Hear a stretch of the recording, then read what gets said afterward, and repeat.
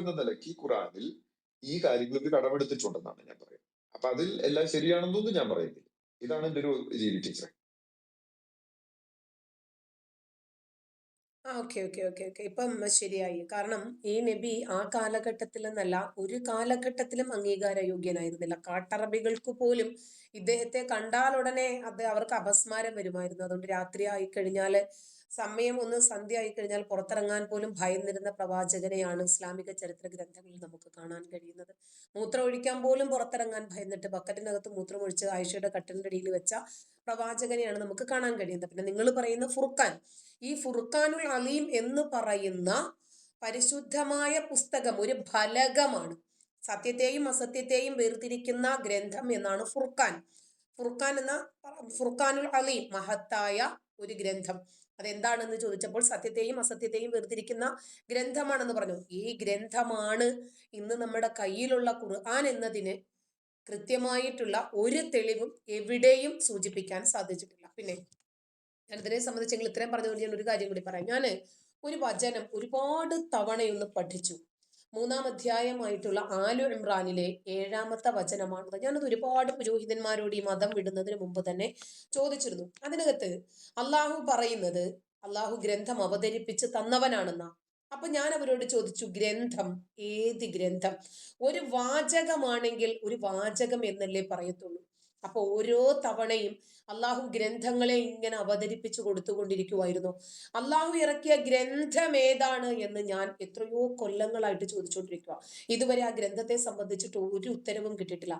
2-ാം അധ്യായമായിട്ടുള്ള സൂറത്തുൽ ബഖറയിലെ അലിഫ് ലാം മീം ദാലിക്കൽ കിതാബു ലാ റൈബ ഫീ, ഈ ഗ്രന്ഥത്തിന്റെ കാര്യത്തിൽ നിങ്ങൾക്ക് യാതൊരു സംശയവും വേണ്ട എന്നാ പറഞ്ഞത്. ദാലിക്കൽ കിതാബ്, ആ കിതാബ് ഏതാണ് എന്ന് എത്രയോ കാലമായി ഞാൻ ചോദിക്കുന്നു. ഇരിക്കട്ടെ, ആ കിതാബിനകത്ത് അള്ളാഹു പറയാണ് അതിനകത്ത് സുവ്യക്തമായിട്ടുള്ള വാക്യങ്ങളുണ്ട്. അത് ഗ്രന്ഥത്തിന്റെ അടിസ്ഥാനത്തിലാണെന്ന്. ഏത് ഗ്രന്ഥം എന്നറിയില്ല. നിങ്ങൾ ഈ പറയുന്ന ഫുർഖാനാണോ എന്ന് നോക്കണം. ഞാൻ അതിനുകൊണ്ടാ പറഞ്ഞത്. അവിടെ അതിനകത്ത് ഞാൻ ഇന്റർജെക്ട് ചെയ്തോട്ടെ ടീച്ചറെ, ജസ്റ്റ് ഒന്ന് ഇന്റർജെക്ട് ചെയ്തോട്ടെ ടീച്ചറെ, ക്ഷമിക്കണമേ.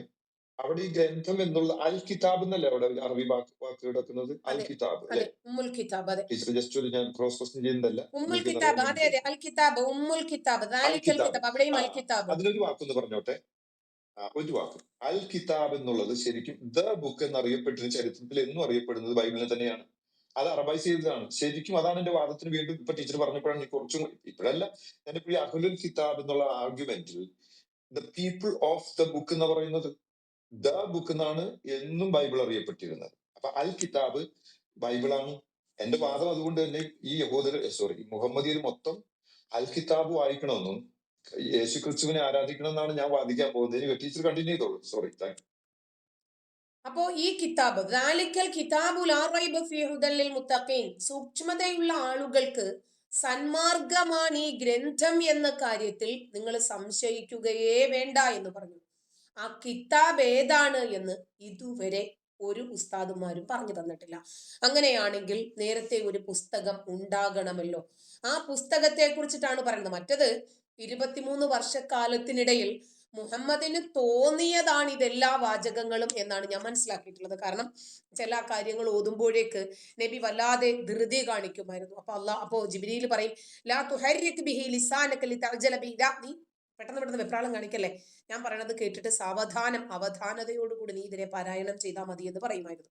അപ്പോ പ്രവാചകന് കിട്ടിയ ദൈവിക വെളിപാടിൽ പലതിലും ഈ കിതാബ്, എല്ലാത്തിലും അൽ കിതാബ് തന്നെയാണ് കേട്ടോ. ഉമ്മുൽ കിതാബ്, ദാലിക്കൽ കിതാബ്, ഹാദൽ കിതാബ്, അൽ ഖുർആൻ എന്നൊക്കെ തന്നെയാണ് പറഞ്ഞിട്ടുള്ളത്.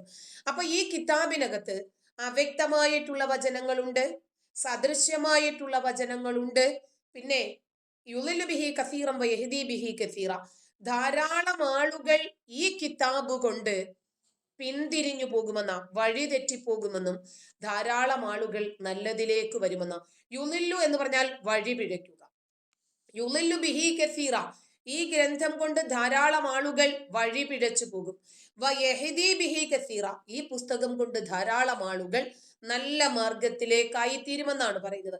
അപ്പോൾ താങ്കൾ ഇതിന് മറുപടി പറയണം. അൽ കിതാബ് ബൈബിൾ ആണ് എന്ന് താങ്കൾ പറയുന്നുണ്ടെങ്കിൽ, ഖുർആനിലെ അൽ കിതാബ് തന്നെയാണ് ബൈബിൾ എന്ന് താങ്കൾ വിശ്വസിക്കുന്നെങ്കിൽ, അള്ളാഹു ഈ പറഞ്ഞതിന്റെ അർത്ഥം എന്താ? ബൈബിൾ വെച്ചിട്ട് ആളുകൾ വഴിപിഴച്ചു പോകുമെന്നാണോ? അല്ലല്ല. അതായത് ഇതെല്ലാം കൂട്ടിക്കലർത്തിയതാണല്ലേ. അവിടെയാണ് നമ്മൾ ഇതിന്റെ ഈ പറഞ്ഞ ടീച്ചർ പറഞ്ഞ സെമാൻറ്റിക്സ് ഇതിന്റെ അടുത്ത് മനസ്സിലാക്കേണ്ടത്. നിങ്ങളുടെ മുമ്പിൽ ഇതാ ജീവന്റെ വൃക്ഷവും എന്താണ് മരണത്തിന്റെ ആ രീതി നന്മയുടെയും തിന്മയുടെയും രണ്ട് മാർഗങ്ങൾ വെച്ചിരിക്കുന്നു. നിനക്ക് ഇഷ്ടമുള്ളത് തിരഞ്ഞെടുക്കുക എന്ന് പറയുന്ന ഒരു ഭാഗമുണ്ട്. പിന്നെ യേശു ക്രിസ്തു ഉപദേശിക്കുന്നുണ്ട്. യേശു ക്രിസ്തു സ്വർഗത്തിൽ നിന്ന് ഇറങ്ങി വന്ന ജീവന്റെ അപ്പമാകുന്നു. യേശു ക്രിസ്തുവിനെ ഭക്ഷിക്കുന്നവർക്ക് നിത്യജീവൻ ഉണ്ട് എന്ന് പറഞ്ഞപ്പോൾ യേശു ക്രിസ്തുവിന്റെ ശിഷ്യന്മാരിൽ പലരും പിരിഞ്ഞുപോയി. ഇത് എന്തൊരു പഠനമാണെന്ന് പറഞ്ഞിട്ട്. അപ്പൊ യേശു ക്രിസ്തു ശിഷ്യന്മാർ ആ കൂടെ ഉണ്ടാകുന്നവരോട് ചോദിക്കുന്നുണ്ട്, നിങ്ങളും പിരിഞ്ഞു പോകുന്നില്ലയോ? അതിന്റെ അർത്ഥം ഇത് ഇവർ വഴിതെറ്റിക്കുന്നല്ല. ഇതിലെ പഠനങ്ങൾ ഈ രീതിയിൽ വ്യാഖ്യാനിക്കാൻ എളുപ്പമാണത് ബൈബിളുമായിട്ട് ചിന്തിക്കുമ്പോൾ. അല്ലാതെ ബൈബിൾ വഴിതെറ്റിക്കുന്നതല്ല. ബൈബിളിന്റെ പഠനങ്ങൾ കാഠിന്യമാണ്. ശത്രുക്കളെ സ്നേഹിക്കുക, ഇതൊന്നും എളുപ്പമുള്ള കാര്യമല്ല. ഈ വോക്ക് കൾച്ചറും ഈ കാണുന്ന ഇടത് ചിന്താഗതിയും ഇവർ നോക്കുമ്പോൾ മനുഷ്യനെ മാനിക്കുക എന്നുള്ളതാണ് പറയുന്നത്. എന്ത് വോക്കുകാർ പറയുന്നത്, ഞാൻ എനിക്ക് ഇഷ്ടമുള്ള രീതി നടക്കും, അത് നിങ്ങൾ എന്നെ മാനിക്കണം. ആ ഇഷ്ടമുള്ള രീതിയെ മാനിക്കുന്നതല്ല സംസാരിക്കാലോ, സ്നേഹത്തിന്റെ പ്രമാണോ റെസ്പെക്ടിന്റെ കാര്യങ്ങളോ. യഥാർത്ഥ ദൈവത്തെ അറിഞ്ഞ് ദൈവിക പ്രമാണങ്ങൾ അനുസരിച്ച് ജീവിക്കാൻ ഒരാൾ ഉദ്ബോധിപ്പിക്കലാണ് റെസ്പെക്ട്. അല്ലാതെ തോന്നിയതുപോലെ നടക്കുന്ന മുഴുവൻ അവരെ അനുവദിച്ചു കൊടുക്കുന്നതല്ല റെസ്പെക്ട് എന്നും. അതുകൊണ്ട് ബൈബിൾ മറ്റുള്ളവർക്ക്, അതായത് നാശത്തിലേക്ക് പതിക്കുന്നവർക്ക് ഇതാ നാശം തന്നെ കാണിച്ചു കൊടുക്കും. ദൈവത്തിലേക്ക് എടുക്കുന്നവർക്ക് ദൈവിക പ്രമാണങ്ങളുടെ അളവുകോലായിട്ട് ഇതിനെ എടുക്കാൻ പറ്റുമെന്ന് നമുക്ക് ഇങ്ങനെ മനസ്സിലാക്കാൻ പറ്റും. അതുകൊണ്ട് കുഴപ്പമുണ്ടെന്ന് എനിക്ക് തോന്നുന്നില്ല. പക്ഷെ അൽ കിതാബ് എന്നുള്ള വാക്ക് എന്താണെങ്കിലും ബൈബിളിനെയാണ് റെഫർ ചെയ്യുന്നത്. പക്ഷെ അത് ഖുറാന്റെ ഇവരിറക്കി ഖുറാൻ വെച്ചിട്ട് ഞാനത് അളക്കേണ്ട കാര്യമില്ലല്ലോ ജാമിദ ടീച്ചറെ. കാരണം ഇവരിറക്കിയത് കെട്ടിച്ചമച്ചാന്ന് ഞാൻ പറയുന്നത്. അപ്പൊ ആ കിതാബിൽ ഇതുണ്ട് എന്നുള്ള വാക്യം എനിക്ക് എടുക്കേണ്ട ആവശ്യമില്ല. എന്റെ ആവശ്യം അൽ കിതാബ് എന്ന് റെഫർ ചെയ്തിട്ട് ഇത് യഹൂദന്മാരെയും ക്രിസ്ത്യാനികളെയും ഇവര് മിമിക്കുകയാണ്. എന്തിനു വേണ്ടിയിട്ട്? ഈ മതത്തിലേക്ക് ആകർഷിക്കാനും. ഇല്ല, എന്റെ ചോദ്യം ക്ലിയർ ആണ്. ഖുർആൻ പറഞ്ഞ അൽ കിതാബ് നിങ്ങൾ ഈ പറയുന്ന ബൈബിൾ ആണ് എന്ന് നിങ്ങൾ വിശ്വസിക്കുന്നുണ്ടോ? അൽ കിതാബ് എന്ന് 7-ാം നൂറ്റാണ്ടിൽ പറഞ്ഞിട്ടുണ്ടെങ്കിൽ അത് ബൈബിൾ തന്നെയാണ്. Thank you. നിങ്ങൾ ഈ പറഞ്ഞ അതേ കൂട്ട് തന്നെ ഖുർആനിലുമുണ്ട്. അലം നജ്അല്ലഹു ഐനൈനി വലിസാനൻ വശഫതൈനി വഹദൈനാഹു നജ്ദൈൻ. നിങ്ങൾക്ക് നാം രണ്ട് കണ്ണുകളും ഒരു നാവും രണ്ട് ചുണ്ടുകളും ഏർപ്പെടുത്തി തന്നിട്ടുണ്ട്. വഹദൈനാഹു നജ്ദൈൻ, രണ്ട് മാർഗങ്ങളും രേഖപ്പെടുത്തി തന്നിട്ടുണ്ട്. ഇഷ്ടമുള്ളതിനെ തിരഞ്ഞെടുക്കാമെന്ന് പറയുന്നുണ്ട്. മറ്റൊരിടത്ത് അല്ലാഹു പറയുന്നുണ്ട്, വല്ലദീന കഫറു സവാഉൻ അലൈഹിം അൻദർതഹും ലൻ തുദിറുഹും ലാ യുഅ്മിനൂൻ. പ്രവാചകരെ താങ്കൾ അവർക്ക് മുന്നറിയിപ്പ് നൽകിയാലും ഇല്ലെങ്കിലും അവര് വിശ്വസിക്കാൻ പോകുന്നില്ല. മറ്റൊരിടത്ത് അല്ലാഹു പറയുന്നുണ്ട്, ഇന്നല്ലാഹ ഖസ്ദുസ് സബീൽ. അതായത് ഓരോ ആളിനും സന്മാർഗം നൽകേണ്ടത് അല്ലാഹുവിന്റെ ബാധ്യതയാണ്. പക്ഷെ അല്ലാഹു അത് നൽകിയിട്ടില്ല. വയുളില്ലു ബിഹി കസീറൻ വയഹ്ദി ബിഹി കസീറ. കുറച്ച് ആളുകളെ മാത്രം അല്ലാഹു സന്മാർഗത്തിലേക്കാക്കും, കുറച്ച് ആളുകളെ അല്ലാഹു ദുർമാർഗത്തിലേക്കാക്കും. അങ്ങനെയാണെങ്കിൽ എന്തോ എനിക്ക് ഒരുപാട് കൺഫ്യൂഷൻ ആയി പോയി കേട്ടോ താങ്കളുടെ അല്ല ടീച്ചർ, അല്ല ശരിയാണ്, അത് കൺഫ്യൂസ്ഡ് ആണ്. ഞാൻ പറഞ്ഞതിന്റെ ടീച്ചർ ഇപ്പൊ പറയുന്നത് ഖുറാന്റെ പരിപ്രേക്ഷ്യത്തിൽ നിന്നാണ്. ബൈബിൾ എന്നുള്ള ആ റിയൽ ഫുർഖാൻ എടുത്താൽ ഇവിടെ രണ്ട് വ്യത്യാസം കാണും. ഫുർഖാൻ മീൻസ് സ്റ്റാൻഡേർഡ് എന്നാണ്. ദ മെഷറിംഗ് റോഡ്, അളവുകോല്, സത്യാസത്യങ്ങളെ അളന്നു നോക്കുന്ന രീതി എന്നാണ് ഫുർഖാൻ എന്നുള്ള വാക്കെന്ന് ഞാൻ മനസ്സിലാക്കുന്നത്. പക്ഷെ അൽ കിതാബ് എന്ന് പറയുന്ന ദ ബുക്ക്, അത് ബൈബിളാണ്. ഈ സബൂറും ഇഞ്ചിയിലും എവങ്കേലിയനും ഇഞ്ചിയിലും സബൂറും തൗറാത്തും അടങ്ങിയ, പഴയ നിയമവും പുതിയ നിയമവും അടങ്ങിയ അൽ കിതാബ് അതാണ്.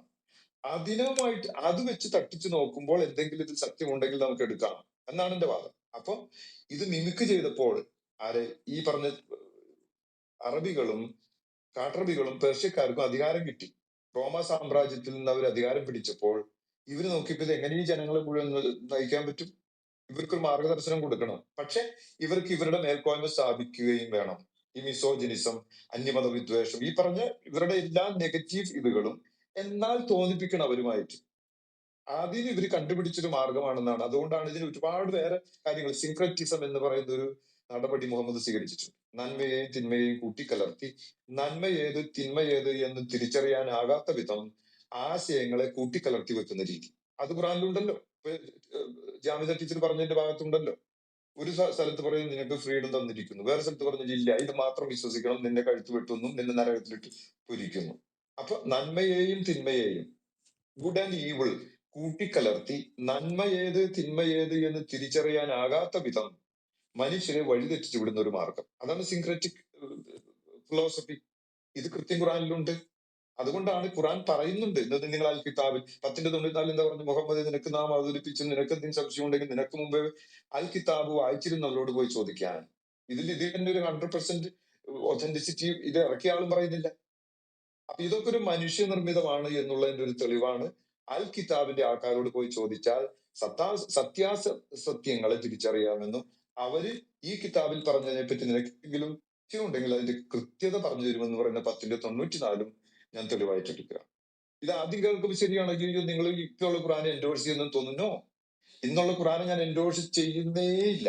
അതിൽ അൽ കിതാബിന്റെ ചില അംശങ്ങളുണ്ടെന്നും ഇത് ഈ അൽ കിതാബുമായിട്ട് ഒത്തുചേരാത്തെല്ലാം വൃത്തികേടാണെന്നും അതെല്ലാം ദൂരെ കളയണമെന്നും അവരെല്ലാവരും 7-ാം നൂറ്റാണ്ടിൽ ജീവിച്ചിരുന്ന ക്രിസ്തീയ വിശ്വാസം പ്രചരിപ്പിക്കാമെന്ന നമ്മുടെ ബറക്ക ബിൻ നൗഫലിനെയും ഖദീജ ചേച്ചിയെയും അതുപോലെ ക്രിസ്ത്യാനിയായി ജീവിച്ചിരുന്ന മുഹമ്മദിലേക്ക് തിരിച്ചു പോക്കണമെന്നും അത് ക്രിസ്തു വിശ്വാസമാണെന്നാണ് എന്റെ വാദം. Thank you. കൽതായ പ്രശ്നം കൂടെ എന്തോ പറയാൻ തുടങ്ങും. ഞാൻ കൂടി ഒരു കാര്യങ്ങൾ ആഡ് ചെയ്തോട്ടെ. സുറിയാനി പാരമ്പര്യത്തില് ബൈബിളിന്റെ ലഘൂകരിച്ച ഒരു ഫോം, അതായത് ഡീപ്പായിട്ട് എല്ലാ കാര്യങ്ങളും അക്ഷരം പ്രതി കൺവെർട്ട് ചെയ്യാതെ അല്ലെങ്കിൽ പരിഭാഷപ്പെടുത്താതെ അതിന്റെ കണ്ടന്റ് എന്തോ അത് മാത്രം സുറിയാനി ഭാഷയിലേക്ക് പരിവർത്തനം ചെയ്ത് പെഷിത്ത ബൈബിൾ എന്ന് പറഞ്ഞിട്ട് ഒരു ബൈബിൾ ഉണ്ട്. അത് ഇത്രയും ബൈബിളിന്റെ അത്രയും പുസ്തകങ്ങളൊക്കെ ഇല്ല, അത് ഒരൊറ്റ പുസ്തകമായിട്ടാണ്. അത് ലഘൂകരിച്ചിട്ടാണ്, അതിന്റെ ആശയം മാത്രമാണ് ലഘൂകരിച്ച് എഴുതിയിരിക്കുന്നത്. അതേപോലെ അതിന്റെ ആ ബൈബിള് സൃഷ്ടിക്കപ്പെട്ടിരിക്കുന്നത് ഒറിജിനൽ ബുക്സിന്റെ തർജ്ജമയല്ല, അതിന്റെ ആശയ സുറിയാനി ആൾക്കാർക്ക് മനസ്സിലാവുക എന്നുള്ള ഉദ്ദേശം വെച്ചുകൊണ്ടാണ്. അതേപോലെ ബൈബിളിന്റെ അറബികൾക്ക് മനസ്സിലാക്കാൻ വേണ്ടിയിട്ട് ബൈബിളിന്റെ ആശയം ഉൾക്കൊള്ളുന്നു എന്ന് പറഞ്ഞ് തട്ടിക്കൂട്ടി എനിക്ക് ബൈബിൾ അറിയില്ല, അതുകൊണ്ട് ആ ചർച്ചയുമായിട്ട് എനിക്ക് മുമ്പോട്ട് പോകാൻ പറ്റില്ല. അവര് ബൈബിളിലേക്ക് കടന്നുപോയി. അപ്പൊ നമുക്ക് അറിയാത്ത ഒരു വിഷയത്തെ സംബന്ധിച്ച് നമുക്ക് അഭിപ്രായം പറയാൻ പറ്റില്ല, അവിടെ നിന്നിട്ട് കാര്യമില്ല. അപ്പൊ നമുക്ക് നമ്മുടെ വിഷയത്തിലേക്ക് തന്നെ വരാം എന്ന് ഞാൻ വിചാരിച്ചു. അപ്പൊ ഖുർആനിന്റെ ക്രോഡീകരണത്തെ കുറിച്ചിട്ടുള്ള ചർച്ച എന്ന് പറഞ്ഞിട്ടാണ് പിന്നെ എന്നെ ഒരു ഫ്രണ്ട് വിളിച്ചത്. അങ്ങനെയാണ് ഞാൻ ആ ചർച്ചയിലേക്ക് പോകുന്നത്. ശരി, സാരമില്ല. അപ്പോ നമുക്ക് നമ്മുടെ വിഷയത്തിലേക്ക് തന്നെ വരാം. ഖുർആൻ ഇന്ന് ഇവരുടെയൊക്കെ കൈകളിൽ ഇരിക്കുന്ന ഖുർആനിന്റെ എന്തെങ്കിലും ഒരു ആധികാരികത ഇവർക്ക് ബോധ്യപ്പെടുത്താൻ പറ്റിയിട്ടില്ല ഇന്നേ വരെ. ഇവർക്കതിന് സാധിച്ചിട്ടില്ല. സാധിക്കാത്തത് കാരണം അവർക്ക് ആധികാരികത ഇല്ലാത്തത് കൊണ്ട് തന്നെയാണ്. ഖുർആനിന് ഒരു രൂപത്തിലും ഉള്ള ഒരു ജെന്യൂനിറ്റിയോ ഒരു ഓതന്റിസിറ്റിയോ രേഖപ്പെടുത്താൻ സാധിച്ചിട്ടില്ല. ആരോ ഇപ്പോ എന്നോട് സംസാരിക്കണമെന്നൊക്കെ പറഞ്ഞിരുന്നല്ലോ. സംസാരിച്ചോളൂ. എന്താ സംസാരിക്കാനുള്ളത്? നിർഷാദ്. അതെ, എന്താണ് നിർഷാദിന് പറയാനുള്ളത്? പറയൂ. താഹിർ ആദ്യമായിട്ടാണെന്ന് തോന്നുന്നു ഖുർആനിനെ കുറിച്ചിട്ടുള്ള ചർച്ച കേൾക്കുന്നത്. പലതരം ഖുർആനിനെ കുറിച്ച് താഹിറ കേട്ടിട്ടുണ്ടോ? ഇല്ലെങ്കിൽ ഇവിടെ നിൽക്കൂ, നമ്മൾ പറഞ്ഞുതരാം. പഠിച്ചിട്ട് പോയാൽ മതി. ചില കാര്യങ്ങളൊക്കെ അങ്ങനെയാണ്, പഠിക്കണം. ഇപ്പൊ 1400 വർഷങ്ങൾക്ക് മുമ്പാണ് പ്രവാചകന് 23 വർഷക്കാലത്തിനിടയിൽ അല്പാൽപമായി സാന്ദർഭികമായി അവസരങ്ങൾക്ക് യോജിച്ച രൂപത്തില് ഘട്ടം ഘട്ടമായിട്ടൊക്കെ ഖുർആൻ കിട്ടി എന്ന് പറയുന്നത്. ജിബ്രീലാണ് 23 വർഷക്കാലത്തിനിടയിൽ 13 വർഷം മക്കയിലും 10 വർഷം മദീനയിലുമായിട്ട് പ്രവാചകന് ഖുർആൻ ഇറക്കിയതെന്നാ പറയുന്നത്. ഇക്ര, നീ വായിക്കുക എന്ന് പറഞ്ഞിട്ടാണ് ഈ ഗ്രന്ഥം ഇറക്കിയത്. അക്ഷരജ്ഞാനമില്ലാത്ത, എഴുത്തു വായനയും അറിയാത്ത ഒരു നബിക്ക് ഇറങ്ങിയ പുസ്തകമാണിത് എന്നാണ് പറയപ്പെടുന്നത്. ശരി, വായിക്കാൻ അറിയില്ല. കാര്യം എനിക്ക് വായിക്കാൻ അറിയുന്നവനല്ല ഞാൻ എന്നാണ് ജിബ്രീൽ ആദ്യമായിട്ട് വെളിപാട് കൊണ്ടുവന്ന സമയത്ത് മുഹമ്മദ് പറഞ്ഞത്. 3 പ്രാവശ്യം ഇത് തന്നെയാണ് പറഞ്ഞത് എന്നാണ് പറയുന്നത്. നിന്നെ സൃഷ്ടിച്ചവനായിട്ടുള്ള നിന്റെ റബ്ബിന്റെ നാമത്തിൽ വായിക്കാൻ പറഞ്ഞു. അങ്ങനെ ഇറുക്കി പിടിച്ചു. പിന്നീട് അദ്ദേഹം അത് വായിച്ചെന്നു. ശരി, ഇരിക്കട്ടെ. അങ്ങനെ ആദ്യം പ്രവാചകൻ അത് സഹാബക്കൾക്ക് പറഞ്ഞു കൊടുത്തിരുന്നു. അവരത് മനഃപ്പാഠമാക്കിയിരുന്നു. നബി മരിച്ചു, അബൂബക്കർ മരിച്ചു, ഉമർ മരിച്ചു. ഉസ്മാന്റെ കാലഘട്ടത്തിലുള്ള ആളുകളാണ് ഇത് പുസ്തക രൂപത്തിൽ വേണമല്ലോ എന്ന് ആഗ്രഹിക്കുന്നത്. അങ്ങനെ 3-ാം ഖലീഫയായിട്ടുള്ള ഉസ്മാന്റെ കാലഘട്ടത്ത് ഖുർആൻ മുസാഫ് രൂപത്തിൽ ക്രോഡീകരിച്ചു എന്നത് ഒരു മുസ്ലിമിനും തർക്കമില്ലാത്ത വിഷയം. എന്തുകൊണ്ടാണ് അബൂബക്കർ ഇത് ക്രോഡീകരിക്കാതിരുന്നത്? പ്രവാചകൻ പറഞ്ഞതുകൊണ്ട്. ലാ തക്തുബു അനീഷ്യൻ, എന്നിൽ നിന്ന് നിങ്ങൾ ഒന്നും എഴുതി വെക്കരുത് എന്ന് പറഞ്ഞതുകൊണ്ട്. ഉമർ, അതെ. ഉസ്മാൻ, അതെ. ഉസ്മാന്റെ കാലഘട്ടത്തിൽ അറിയാമാമ യുദ്ധത്തില് ഖുർആൻ മനപ്പാഠമാക്കിയ ആളുകളൊക്കെ ചത്തുപോയപ്പോ ഇനി ഇതെങ്ങനെ അന്യം നിന്ന് പോകുമോ, ഇനി ജനങ്ങൾ ഈ ഖുർആൻ അറിയാനുള്ള സംവിധാനങ്ങൾ ഇല്ലാതാകുമോ എന്ന് വിചാരിച്ചിട്ടാണ് ഉസ്മാന്റെ കാലഘട്ടത്തിൽ ഈ ഖുർആൻ ക്രോഡീകരിച്ചത് എന്നാണ് നമ്മൾ മനസ്സിലാക്കിയിരിക്കുന്നത്. അപ്പോ പ്രവാചകൻ ചെയ്യരുത് എന്ന് പറഞ്ഞ ഒരു കാര്യവും ചെയ്തിട്ട് ഇപ്പൊ അതും പൊക്കി പിടിച്ച് എങ്ങനെ ഇവരെ ന്യായീകരിക്കും, ഇവരെങ്ങനെ അതിനെ വെളുപ്പിക്കും എന്നതൊരു വിഷയം. ഈ ഖുർആനും പൊക്കി പിടിച്ചിട്ടല്ലേ ഇന്ന് ലക്ഷക്കണക്കിന് ആളുകളെ കൊന്നുകൊണ്ടിരിക്കുന്നത് ഇവര്. ഒരുപാട് സംഘടനകൾ ഉണ്ടാക്കി, തീവ്രവാദ സംഘടനകൾ ഉണ്ടാക്കി, ഞങ്ങൾ മാത്രമാണ് ശരിയെന്ന് ഇവര്, മറ്റവര് പറയുന്നു അവര് മാത്രമാണ് ശരിയെന്ന്. ഇങ്ങനെ സ്വർഗത്തിലേക്ക് പോകാൻ ഏറ്റവും കൂടുതൽ ഹൂറികളെ ആർക്കാദ്യം ഹൂറി ചർച്ചയാ, തർക്കമാ. അയ്യോ, ഇങ്ങനെ ഉളുപ്പില്ലാത്ത ഒരേ ഒരു വിഭാഗം ഇനി ഏതെങ്കിലും നാട്ടിലേക്ക് വലിഞ്ഞു കയറി പോയിട്ടുണ്ടെങ്കിലോ അവിടെയും തർക്കം. എന്നിട്ട് ഇതാ ഒരുത്തം എന്ന് പറയുന്നു ഖുർആൻ ഒരു രൂപത്തിലും ക്രോഡീകരിക്കരുത് എന്ന് പറഞ്ഞിട്ടുണ്ട്, പരിഭാഷപ്പെടുത്തരുത് എന്ന് പറഞ്ഞിട്ടുണ്ട്. ഏത് നമ്മൾ വിശ്വസിക്കേണ്ടത്? ഖുർആൻ പരിഭാഷയുടെ പ്രത്യാഘാതം ഇപ്പൊ സമൂഹം അനുഭവിച്ചുകൊണ്ടിരിക്കുകയല്ലേ? അല്ലേ? സമൂഹം മൊത്തമായി അനുഭവിച്ചുകൊണ്ടിരിക്കുകയല്ലേ? ഇനി നാളെ നാം അനുഭവിക്കാൻ പോകുന്നു എന്തെന്നറിയാമോ?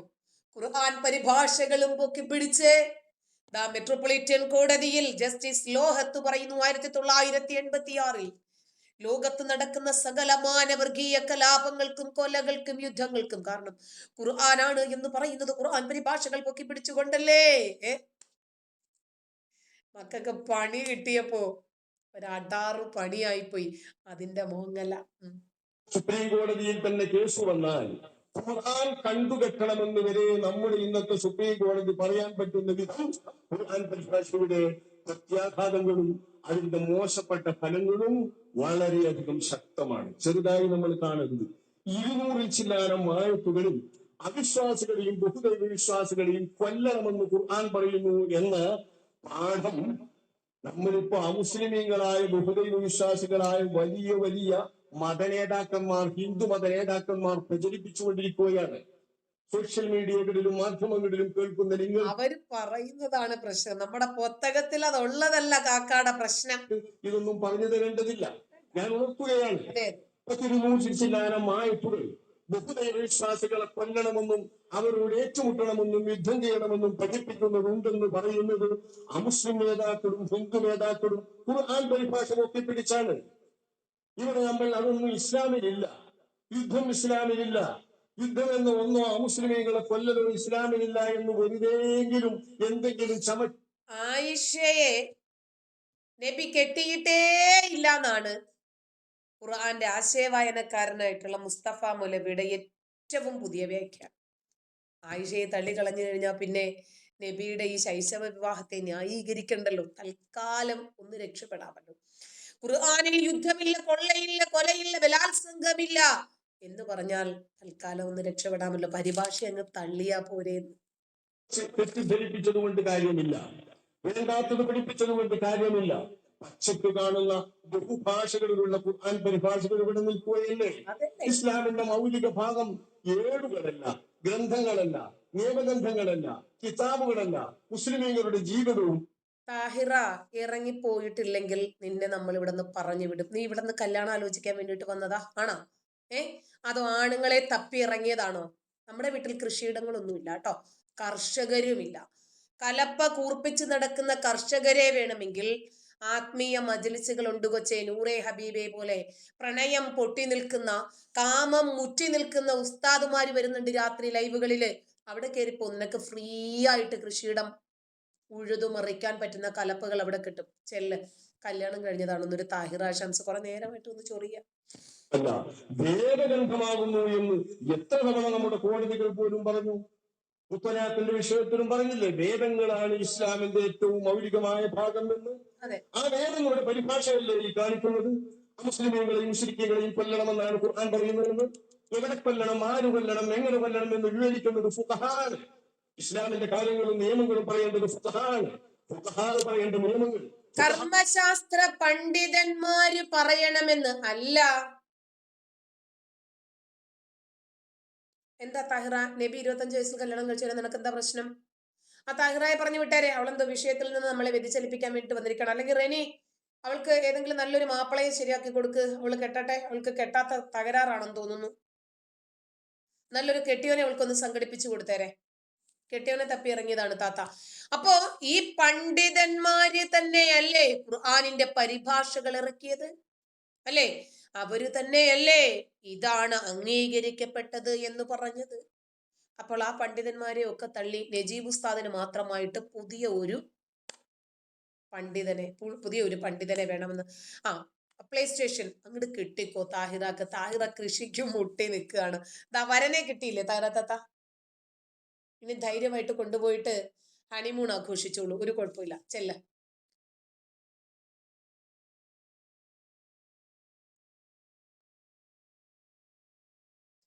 അപ്പോ ഇങ്ങനെ നൂറുകണക്കിന് ഇസ്ലാം മത സംഘടനകൾ ഉണ്ടാക്കി യാതൊരു ഓതന്റിസിറ്റിയുമില്ലാത്ത, യാതൊരു സത്യസന്ധതയുമില്ലാത്ത ഒരു പുസ്തകവും പൊക്കിപ്പിടിച്ച് ആ പുസ്തകത്തിനകത്തു പറഞ്ഞെന്ന് ജൂതന്മാരെ മുഴുവനും ഉന്മൂലനം ചെയ്യണമെന്ന്.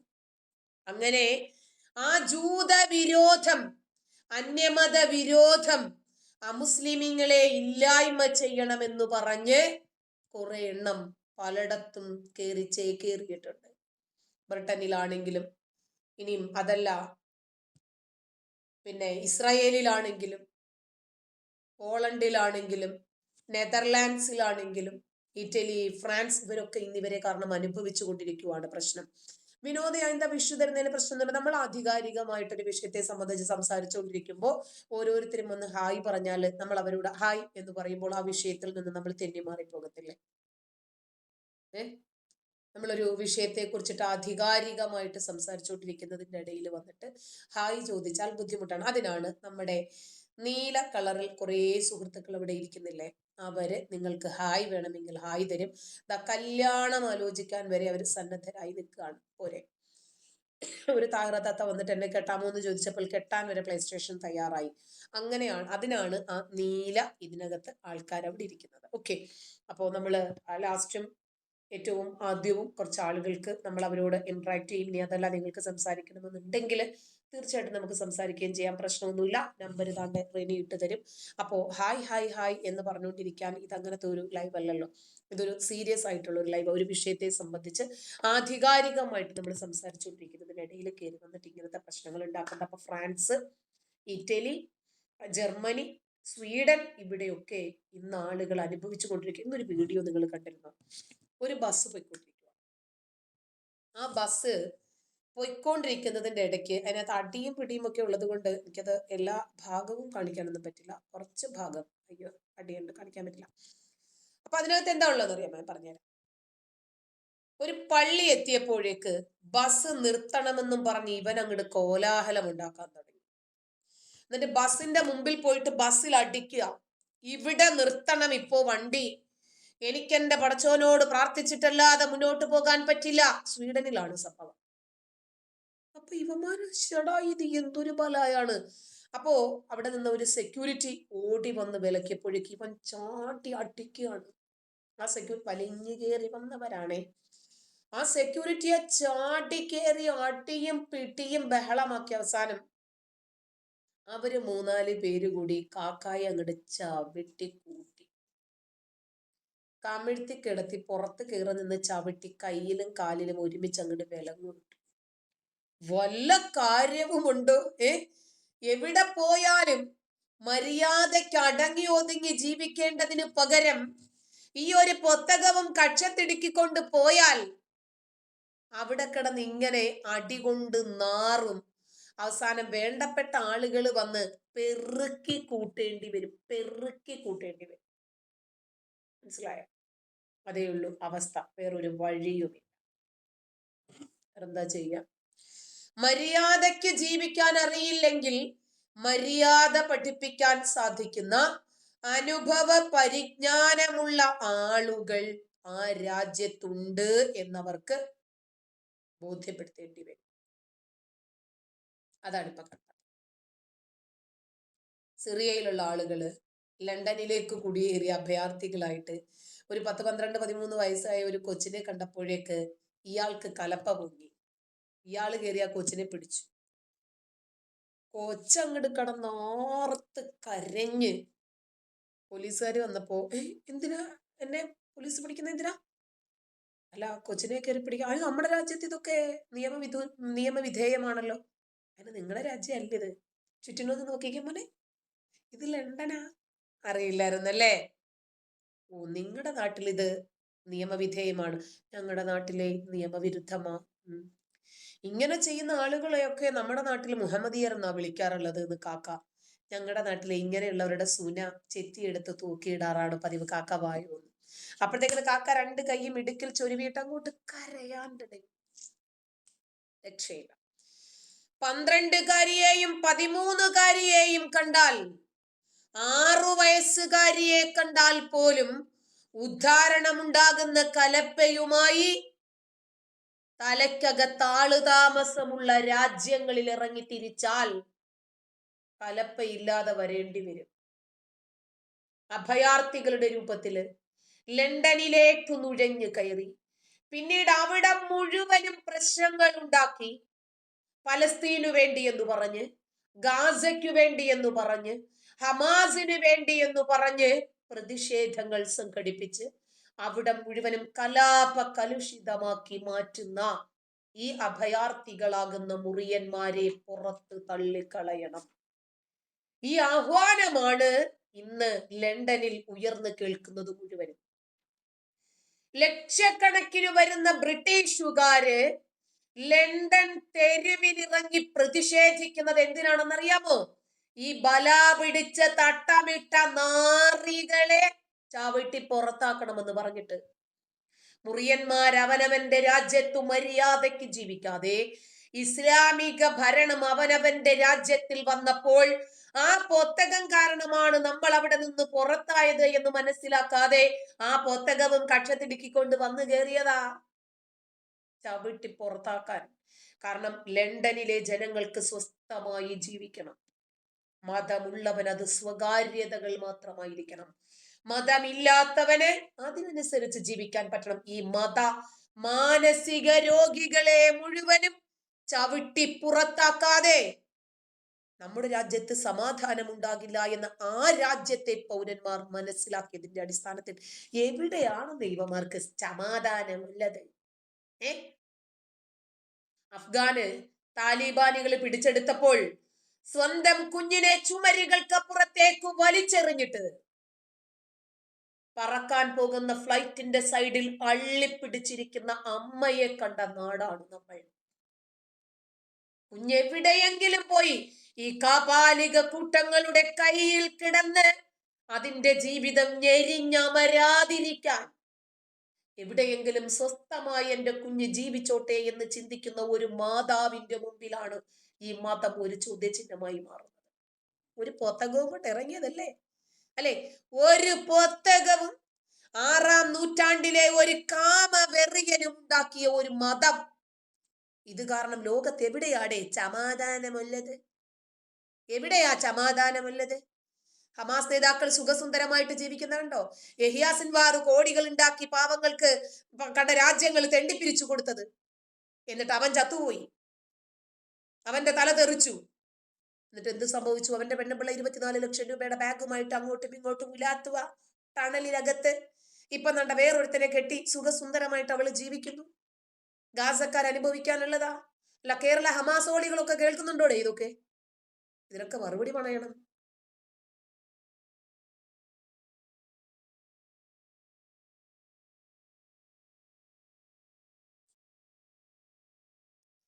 അപ്പോ എവിടെ ചെന്നാലും ശരി, പോപ്പുലർ ഫ്രണ്ടുകാരുടെ മുദ്രാവാക്യം കടമെടുത്താൽ മര്യാദയ്ക്ക് മര്യാദയ്ക്ക് മര്യാദയ്ക്ക് ജീവിച്ചാൽ നമ്മുടെ നാട്ടിൽ ജീവിക്കാം. അല്ലെങ്കിൽ തീഹാർ ജയിലിൽ പോയിട്ട് മൂലത്തിനകത്ത് അവന്മാര് ഈർക്കിൽ കയറ്റും.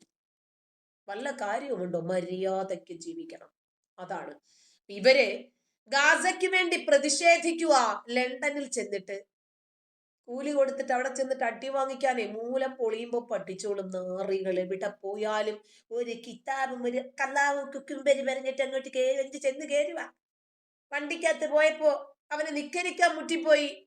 ഉടനെ ബസ്സിനൊക്കെ തടിക്കുക മുമ്പിൽ നിന്നിട്ട്, നിർത്തടാ എനിക്ക് നിസ്കരിക്കണോന്നും പറഞ്ഞ്. അവന്മാരെല്ലാം കൂടെ വലിച്ച് കീറി വെയിലത്ത് വെച്ചിട്ട് ഉണക്കി. അവസാനം വേണ്ടപ്പെട്ടവർ പോയിട്ട് ചുരണ്ടി എടുക്കേണ്ടി വന്നു. മര്യാദയ്ക്ക് ജീവിക്കണം. അതുകൊണ്ട് ലണ്ടനിൽ പോയി മുറിയന്മാർ തനി നിറം കാണിച്ചപ്പോൾ ലണ്ടൻകാർക്ക് മനസ്സിലായി അവന്മാർ എവിടെ ചെന്നാലും പ്രശ്നങ്ങളാണ്. കുറെ മുറിയന്മാര് മാത്രമല്ല, ഇപ്പൊ കുറെ അപ്പിക്കുപ്പായക്കാരികൾ ഇറങ്ങിയിട്ടുണ്ട്. സഞ്ചരിക്കുന്ന ശ്മശാനങ്ങൾ. ഈ അഭയാർത്ഥി കുടിയേറ്റത്തെ ശക്തമായി എതിർക്കുന്ന തീവ്ര വലതുപക്ഷ രാഷ്ട്രീയ നേതാവായിട്ടുള്ള ടോമി റോബിൻസണിന്റെ നേതൃത്വത്തിൽ നടന്ന ഒരു പ്രതിഷേധം. എത്ര പേരാ പങ്കെടുത്തതെന്ന് അറിയാമോ? 1.5 ലക്ഷം ആളുകൾ ഒരേ സ്പോട്ടിൽ പങ്കെടുക്കുന്നു. ബോട്ടുകൾ തടയൂ, രാജ്യത്തെ രക്ഷിക്കുക, അവരുടെ മുദ്രാവാക്യമാണ്. ഗതികെട്ടതുകൊണ്ട് നമ്മുടെ കുഞ്ഞുങ്ങളെ രക്ഷിക്കൂ. കാരണം ഇവന്മാര് ബലാത്സംഖ്യകളാണ്. പ്രതിഷേധക്കാരിൽ നിന്നും ഉയർന്ന മുദ്രാവാക്യങ്ങൾ ഇതാണ്. ബോട്ടുകൾ എന്നതുകൊണ്ട് ഉദ്ദേശിക്കുന്നത് ബ്രിട്ടനിലേക്ക് ബോട്ടുകളിൽ കൂട്ടം കൂട്ടമായിട്ട് എത്തുന്ന ഈ മുറിയന്മാർ. ഈ കുടിയേറ്റക്കാരെ നിയന്ത്രിച്ചിട്ടില്ലെങ്കിൽ നമ്മുടെ രാജ്യം നാമാവശേഷമായി പോകുമെന്ന്. ഈ റാലിയിലെ പലസ്തീന്റെ പതാകയാ പൊക്കുന്നത്. കഴിഞ്ഞ ദിവസം ഈ കേരളത്തിൽ കണ്ടില്ലേ? എന്താണ് മാടപ്പാറയോ? മാടൻപാറ അല്ലെ? എന്തായിരുന്നു റെനി ആ ക്ഷേത്രം? ഈ പലസ്തീനുകളെല്ലാം കൂടി തിക്കി കയറിയില്ലേ? എന്താണ് മാടമ്പാറയോ അങ്ങനെ കണ്ടാണ് ആ ക്ഷേത്രത്തിന്റെ പേര്. അവിടെ ഒരു 100-300ഓളം വരുന്ന പലസ്തീൻ 30 പേർക്കെതിരെയാ കേസ് എടുത്തത്. ഇവളുമാരെല്ലാം കൂടെ അങ്ങോട്ട് പോയി കയറിയേക്കുക. എന്തോ ഉണ്ടാക്കാന്? പലസ്തീൻ ഐക്യദാർഢ്യം ഉണ്ടാക്കാൻ. എന്തേ ഒരു പള്ളിക്ക് മുമ്പിൽ പറ്റില്ലായിരുന്നു ഇവളുമാർക്ക്? മക്കയുടെ മുമ്പിൽ പോടി, അവിടെ പോയിട്ട് പ്രതിഷേധിക്കേ, പലസ്തീന്റെ ബാനർ പൊക്കിപ്പിടിക്കേ. മദീനയിൽ പോ, സൗദി അറേബ്യയിൽ പോ, ഒന്നുമല്ലെങ്കിൽ MBS ഒരു പണിയാകട്ടെ. ക്ഷേത്രത്തിൽ ഇരച്ചു കയറി ചെന്നിട്ട് പലസ്തീൻ ഐക്യദാർഢ്യം. ആരാ പലസ്തീന് വേണ്ടിയിട്ട് ഇറങ്ങേണ്ടത്? ആ ക്ഷേത്രത്തിനകത്ത് പൂജാരിയും അടക്കം ഇറങ്ങണമെന്നോ? ഇവർക്കും സ്വസ്ഥതയില്ല, സമാധാനമില്ല. ആരും അത്ര സുഖത്തിൽ അങ്ങ് ജീവിക്കണ്ട എന്നുള്ള പക്ഷക്കാരാണ് ഇവര്. ആരും അത്ര സുഖ സൗകര്യത്തില് ജീവിക്കണ്ട. അങ്ങനെ എവിടെ കയറി ചെന്നാലും ശരി. മാടായിപ്പാറ, ഓക്കെ, KP ക്രിയേഷൻസ് മാടായിപ്പാറയിൽ ചെന്നിട്ട് ക്ഷേത്ര പരിസരത്ത് എന്നിട്ട് ഒരുത്തം വന്നിട്ട് ചാനലിൽ വന്നിട്ട്, ആ ചാനൽ ചർച്ചയിൽ എന്നെ വിളിച്ചിരുന്നു, എനിക്ക് പോകാൻ പറ്റിയില്ല. അവിടെ ചെന്നിട്ട് അവൻ പറയാണ് അവര് വെറുതെ വന്നതാണ് ആ സമയത്ത്. അങ്ങനെയാണെങ്കിൽ എങ്ങനെയാണ് അവരുടെ കയ്യിൽ പ്ലക്കാർഡുകൾ പ്രത്യക്ഷപ്പെട്ടത്? എങ്ങനെയാണ് അവരുടെ കയ്യിൽ സേവ് ഗാസ എന്ന് പറഞ്ഞ്, സേവ് പലസ്തീൻ എന്ന് പറഞ്ഞിട്ട് എങ്ങനെയാണ് ഈ അറ്റം മുതൽ ആ അറ്റം വരെയുള്ള ബാനറുകൾ പ്രത്യക്ഷപ്പെട്ടത്? എങ്ങനെയാണ്? മാടായിപ്പാറയിൽ പ്രത്യേകമായിട്ട് തന്നെ ചെന്നതാണ് ഒരു ഇഷ്യൂ ക്രിയേറ്റ് ചെയ്യാൻ വേണ്ടിയിട്ട്. ഇവിടെ ഹിന്ദുക്കളും മുസ്ലിങ്ങളും തമ്മിൽ സ്വസ്ഥമായി സൗഹൃദത്തോടെ സാഹോദര്യത്തോടെ ജീവിക്കുന്നത് കണ്ടപ്പോൾ കുരു പൊട്ടിയ കുറച്ച് അപ്പിക്കുപ്പായക്കാരികൾ ഇറങ്ങിയേക്കുക. തൂറാൻ പോകുമ്പോൾ ഇടുന്ന കുപ്പായവും ഇട്ടിട്ട് ഇവളുമാര് ക്ഷേത്രത്തിലേക്ക് വലിഞ്ഞു കയറി ചെന്നേക്കുക. പ്രസവ യന്ത്രങ്ങള്. ഇവളുമാർക്ക് പള്ളിയിൽ പോകാൻ ധൈര്യമുണ്ടോ? കുറെ എണ്ണം നിർമ്മല കോളേജിൽ നിൽക്കാൻ സ്ഥലം വേണം, ഉച്ചയും കുത്തി മറിയാൻ ഇവളുമാർക്ക് ചലം വേണം. എന്തേ പള്ളിയിൽ സ്ഥലമില്ലേ? നിസ്കരിക്കാൻ വേണ്ടി ഉച്ചയും കുത്തി മറിയാൻ വേണ്ടിയിട്ട് ഉണ്ടാക്കിയിട്ടേക്കുന്ന സ്ഥലമാണ് അത്. അല്ലാതെ പിള്ളേരെ ചെറിയ പ്രായത്തിൽ വെളിച്ചെണ്ണ ഇട്ടിട്ട് കമിഴ്ത്തി കിടത്താൻ വേണ്ടിയിട്ട് മാത്രം ഉണ്ടാക്കിയ സ്ഥാപനം അല്ലത്. നിനക്കൊക്കെ നിക്കരിക്കാൻ അവിടെ പോണം, അവിടെ പോയി ഉച്ചയും കുത്തി മറിയണം. അതാകുമ്പോ ഉസ്താദുമാർക്കും ഒരു എന്റർടൈൻമെന്റ് ആകും. ചുമ്മാ പിള്ളേർ മാത്രം മറിയണതല്ലേ കണ്ടിട്ടുള്ളൂ, തള്ളച്ചികൾ മറിയട്ടെ, അവിടെ പോണം. അപ്പൊ ഈ മാടായിപ്പാറ എന്ന് പറയുന്ന ക്ഷേത്രത്തിലേക്ക് ഇവളുമാര് ഇരച്ചു കയറിയത് ഒരു പ്രശ്നമുണ്ടാക്കാൻ വേണ്ടിയിട്ടാ. ലണ്ടനിലേക്ക് ബോട്ടുകളിൽ ഇവന്മാർക്ക് ഇവരുടെ തന്നെ രാജ്യത്ത് സുരക്ഷയില്ലാതെ വന്നപ്പോൾ ഇവർ ഇരച്ച് കയറി ലണ്ടനിലേക്ക്. അവരുടെ മനസാക്ഷി, അവരുടെ ഹ്യൂമാനിറ്റി, മനുഷ്യത്വം അവർ ചൂഷണം ചെയ്തു. അപ്പൊ എന്ത് സംഭവിച്ചു? ലണ്ടനിലെ ജനങ്ങൾ തന്നെ മര്യാദയ്ക്ക് ഇവന്മാരെ പുറത്താക്കിക്കോ, എന്നാലേ ഞങ്ങൾക്ക് ഇവിടെ സ്വസ്ഥതയും സമാധാനവും ഉണ്ടാകത്തുള്ളൂ. അതല്ലേ ഇവരെ കാണിച്ചു കൂട്ടുന്നതെല്ലാം. നമ്മുടെ കയ്യിലിരിപ്പ് ശരിയാണെങ്കിൽ എവിടെ പോയാലും നമുക്ക് നല്ലതുണ്ടാവും. നമ്മുടെ കയ്യിലിരിപ്പ് ശരിയല്ലെങ്കിൽ സുനയുടെ തുമ്പിൽ അവർ ഈർക്കില് കയറ്റും. മര്യാദയ്ക്ക് ജീവിക്കണം. കുട്ടികളെ കുട്ടികളായിട്ട് കാണണം. അമ്മയുടെ പ്രായമുള്ളവരെ അമ്മയുടെ പ്രായമുള്ളവരായിട്ട് കാണണം. മര്യാദയ്ക്ക് ജീവിച്ചിട്ടില്ലെങ്കിൽ ഇതൊക്കെ സംഭവിക്കും.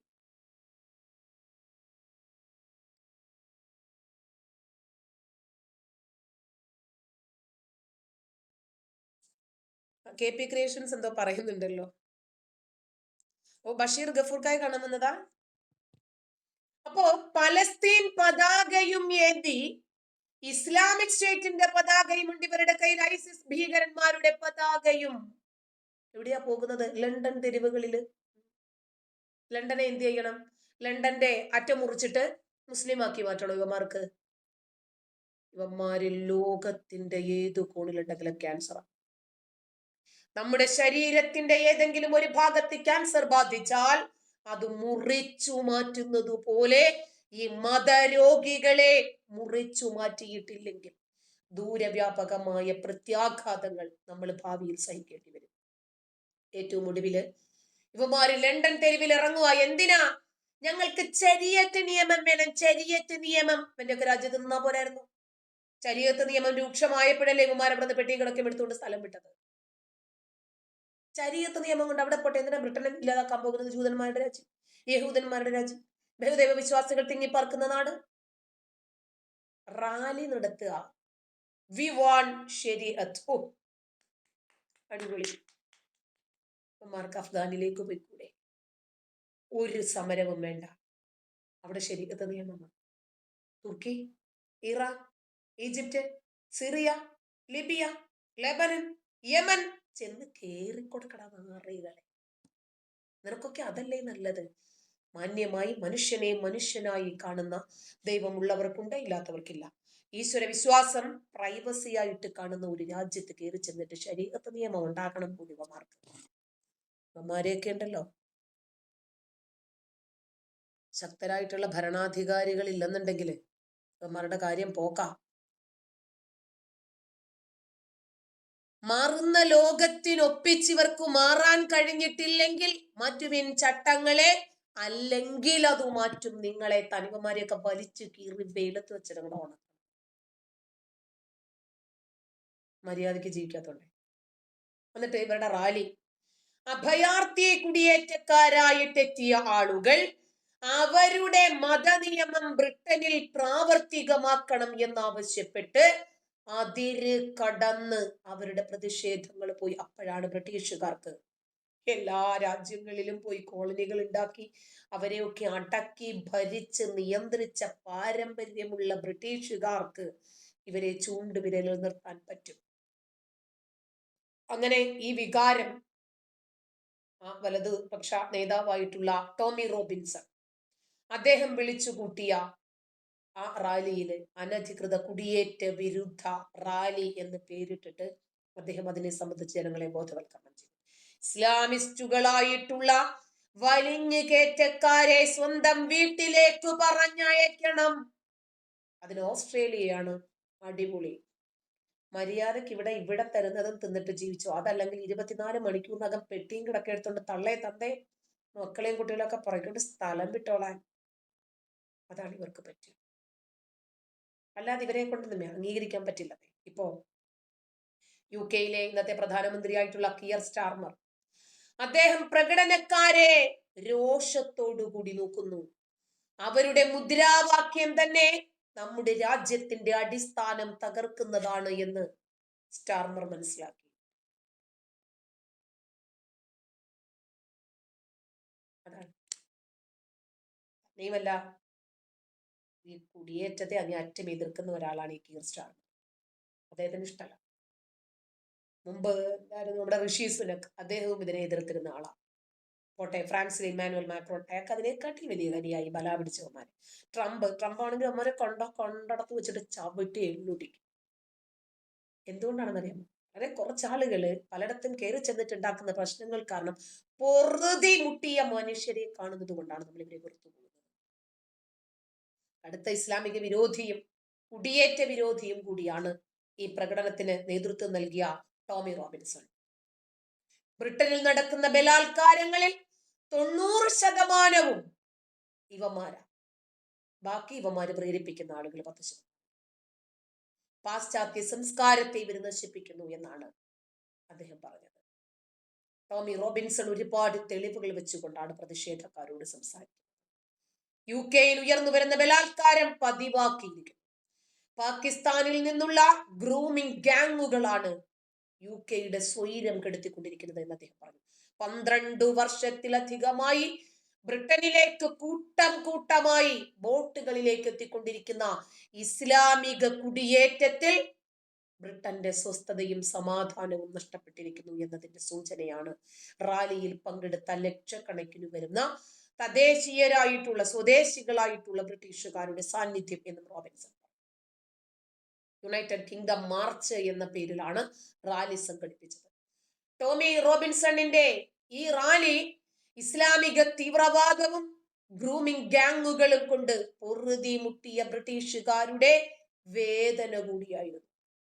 ഞങ്ങളുടെ രാജ്യത്ത് ഞങ്ങൾക്ക് സമാധാനമില്ലാതെ വന്നിരിക്കുന്നു. ഇസ്ലാമിക കുടിയേറ്റത്തെ എതിർക്കുന്ന ഇലോൺ മസ്ക് ഉൾപ്പെടെയുള്ള ആളുകൾ, ഫ്രാൻസിലെ ഇസ്ലാമിന്റെ വിരുദ്ധ നേതാവായിട്ടുള്ള എറിക് സെമ്യൂർ, അദ്ദേഹം അടക്കമുള്ള ആളുകൾ, ആൾട്ടർനേറ്റീവ് ഫോർ ജർമ്മനി, അതാണ് എല്ലാ രാജ്യങ്ങളും ഇവരെ കൊണ്ട് പൊറുതി മുട്ടിയിരിക്കും. AFD ഒരു സംഘടന തന്നെയുണ്ട് അവർക്ക് ഇവരെ ചെറുക്കുന്നതിന് വേണ്ടി. ഈ കുടിയേറ്റത്തിനെതിരെ ശക്തമായിട്ടുള്ള നിലപാടെടുത്തിട്ടുള്ള സംഘടനയുടെ നേതാവായിട്ടുള്ള പീറ്റർ ബിസ്ട്രോൺ, പേരുകേട്ട നേതാവാണ്. ഇവരൊക്കെ ഈ സമ്മേളനത്തിൽ അവരുടെ അഭിപ്രായം പറഞ്ഞു. ബ്രിട്ടീഷുകാരനായിരിക്കുക എന്നതിൽ ഒരു സൗന്ദര്യമുണ്ട്. പക്ഷെ ഇന്ന് കിട്ടുന്നത് ഇവരെ വലിച്ചു കയറ്റിയത് കാരണം തകർച്ചയാണ്. ഈ രാജ്യത്തിന്റെ അഭിമാനം തന്നെ തകർന്നിരിക്കുന്നു. നമ്മുടെ നാട്ടിലൊരു ചൊല്ലുണ്ടല്ലോ, ചന്ദനം ചാരിയാൽ ചന്ദനം മണക്കണം, ആല ചാരിയാൽ ചാണകം മണക്കണം. ഇവന്മാര് വന്ന് ബ്രിട്ടനിൽ ചാരിയതോടുകൂടി ബ്രിട്ടൻ തന്നെ ശരിക്കും ഇവന്മാരെ മണക്കേണ്ടത് ബ്രിട്ടനാണ്. ഇപ്പൊ മുറിയനെയാണ് മണക്കുന്നത്. ഇന്ന് ബ്രിട്ടനെ വിഴുങ്ങുന്ന ശക്തിയായി ഈ അനധികൃതമായിട്ടുള്ള കുടിയേറ്റം മാറിയിരിക്കുന്നു. വീഡിയോ വഴിയാണ് ഇലോൺ മസ്ക് പ്രസംഗിച്ചത്. അനധികൃത ഇസ്ലാമിക കുടിയേറ്റത്തെ ശക്തമായി അപലപിക്കുകയും വിമർശിക്കുകയും ചെയ്തു അദ്ദേഹം. എന്ത് കണ്ടിട്ടും നിശബ്ദരായിരിക്കുന്ന ഭൂരിപക്ഷമാണ് ഈ നാടിന്റെ ശാപമെന്ന്. ഇനിയെങ്കിലും നിങ്ങൾ പ്രതികരിച്ചിട്ടില്ലെങ്കിൽ നിങ്ങളുടെ വരും തലമുറയ്ക്ക് പോലും ഈ നാടിന്റെ സ്വസ്ഥതയും സമാധാനവും അനുഭവിക്കാൻ സാധിക്കില്ലെന്നും ടോമി റോബിൻസണും പറഞ്ഞു. നേരത്തെ ഇസ്ലാമിക തീവ്രവാദം കൊണ്ട് പൊറുതിമുട്ടിയ ഫ്രാൻസ്, ഇറ്റലി, ജർമ്മനി, ഈ രാജ്യത്തിന്റെ അതേ കോണിലേക്ക് ഇപ്പോഴിതാ ബ്രിട്ടനും നീങ്ങുന്നു. ഒരിക്കൽ എല്ലാ രാജ്യങ്ങളെയും അടക്കി ഭരിച്ച രാജ്യത്തെ ഇന്ന് മുറിയന്മാർ അടക്കി ഭരിക്കുന്നു. US-ല് ട്രംപ് അധികാരത്തിൽ വന്നതോടുകൂടി പലസ്തീൻ റാലികൾ നടത്താൻ പറ്റുമോ? ട്രംപ് അധികാരത്തിൽ വന്നുടനെ കോളേജുകൾ സന്ദർശിക്കുന്നു. പഠിക്കാൻ വന്ന മര്യാദയ്ക്ക് പഠിച്ചിട്ട് പോയിക്കോ. പലസ്തീൻ റാലി ഉണ്ടാക്കാനാണ് വന്നതെങ്കിൽ ഒന്നുകിൽ നമ്മുടെ നാട്ടിലെ ജയിൽ, അല്ലെങ്കിൽ ഇവനെ പാക്ക് ചെയ്തേക്കാൻ. അത്തരം നേതാക്കളെയാണ് നമുക്ക് ആവശ്യമായിട്ട്. ഇസ്ലാമിക തീവ്രവാദത്തെ എതിർക്കാത്ത തുർക്കിയും ഇറാൻ അവരെ വലിച്ചു കയറ്റട്ടെ. ഇവന്മാരെയൊക്കെ അവരനുഭവിക്കട്ടെ, അവരാണ് അനുഭവിക്കേണ്ടത്. അപ്പൊ പലസ്തീൻ അനുകൂലമായിട്ടുള്ള കമന്റുകൾ പോലും US അംഗീകരിക്കില്ല. സമൂഹ മാധ്യമത്തില് എന്തെങ്കിലും രൂപത്തിൽ എഴുതുകയോ പറയുകയോ ചെയ്താൽ 24 മണിക്കൂറിനകം അവന്മാരെ തൂക്കും. US-ലെ യൂണിവേഴ്സിറ്റികളിൽ നിന്നും പുറത്താക്കൽ ക്യാമ്പയിനായിരുന്നു ട്രംപ് തുടങ്ങി വെച്ചത്. US-ലേക്ക് ഉപരിപഠനത്തിന് വരുന്ന വിദ്യാർത്ഥികൾ മര്യാദയ്ക്ക് ഉപരിപഠനം മാത്രം ഫോക്കസ് ചെയ്യണം. അവരുടെ ഭൂതകാല സാഹചര്യത്തിൽ എങ്ങാനും സോഷ്യൽ മീഡിയയിൽ ഈ പലസ്തീന് വേണ്ടിയിട്ടോ ഗാസയ്ക്ക് വേണ്ടിയിട്ടോ ശബ്ദിച്ചിട്ടുണ്ടെങ്കിൽ അതുപോലെ ഡിലീറ്റ് ചെയ്തിട്ട് ഇപ്പൊ ചേക്കേറുന്നത്. ഇപ്പോ ദുബൈയിൽ പോയിരുന്നിട്ട്, അതല്ലെങ്കിൽ സൗദി അറേബ്യയിൽ പോയിരുന്നിട്ട് പലസ്തീന് വേണ്ടിയിട്ടൊന്ന് ഉണ്ടാക്കി നോക്കിക്കേ, രക്ഷയില്ല, രക്ഷയില്ല. കാരണം അപ്പൊ തന്നെ ചെവിക്ക് പിടിച്ചെടുത്ത് കിണ്ടി പുറത്തിടും. മര്യാദയ്ക്ക് എവിടെ പോയാലും, അതുകൊണ്ട് ആ പദം നമ്മൾ പ്രയോഗിക്കുന്നത്, മര്യാദയ്ക്ക് ജീവിക്കുന്നത് എവിടെ പോയാലും.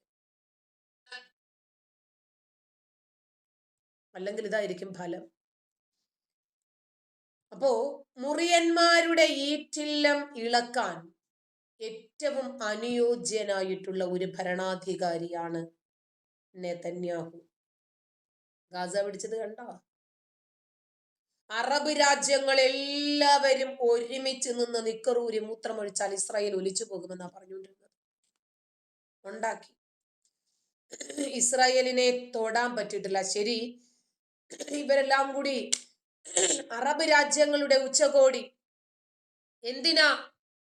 നമ്മുടെ 6-ാം നൂറ്റാണ്ടിന്റെ പുസ്തകം കയ്യിലെടുത്തോളൂ. ആ പുസ്തകത്തിൽ പറഞ്ഞതിനനുസരിച്ച് ഒരു കയ്യിൽ കിതാബ്, മറ്റേ കയ്യിൽ വാളെടുത്തോ. പറഞ്ഞു അല്ലാഹു കുക്കുംബർ, ഇറങ്ങി തിരിച്ചു നടക്കുക. ഇസ്രായേല് പേടിച്ച് നെതന്യാഹുവും IDF മൊസാദും ഒക്കെ ഒളിച്ചിരുന്നെന്നാണ് ഇവരുടെ വിചാരം. ഇല്ല, ആഞ്ഞടിച്ചു. നിങ്ങൾ എന്താണോ ചെയ്യാൻ പോകുന്നത് അത് നിങ്ങൾ ചെയ്തോ, ഒരു പ്രശ്നവുമില്ല.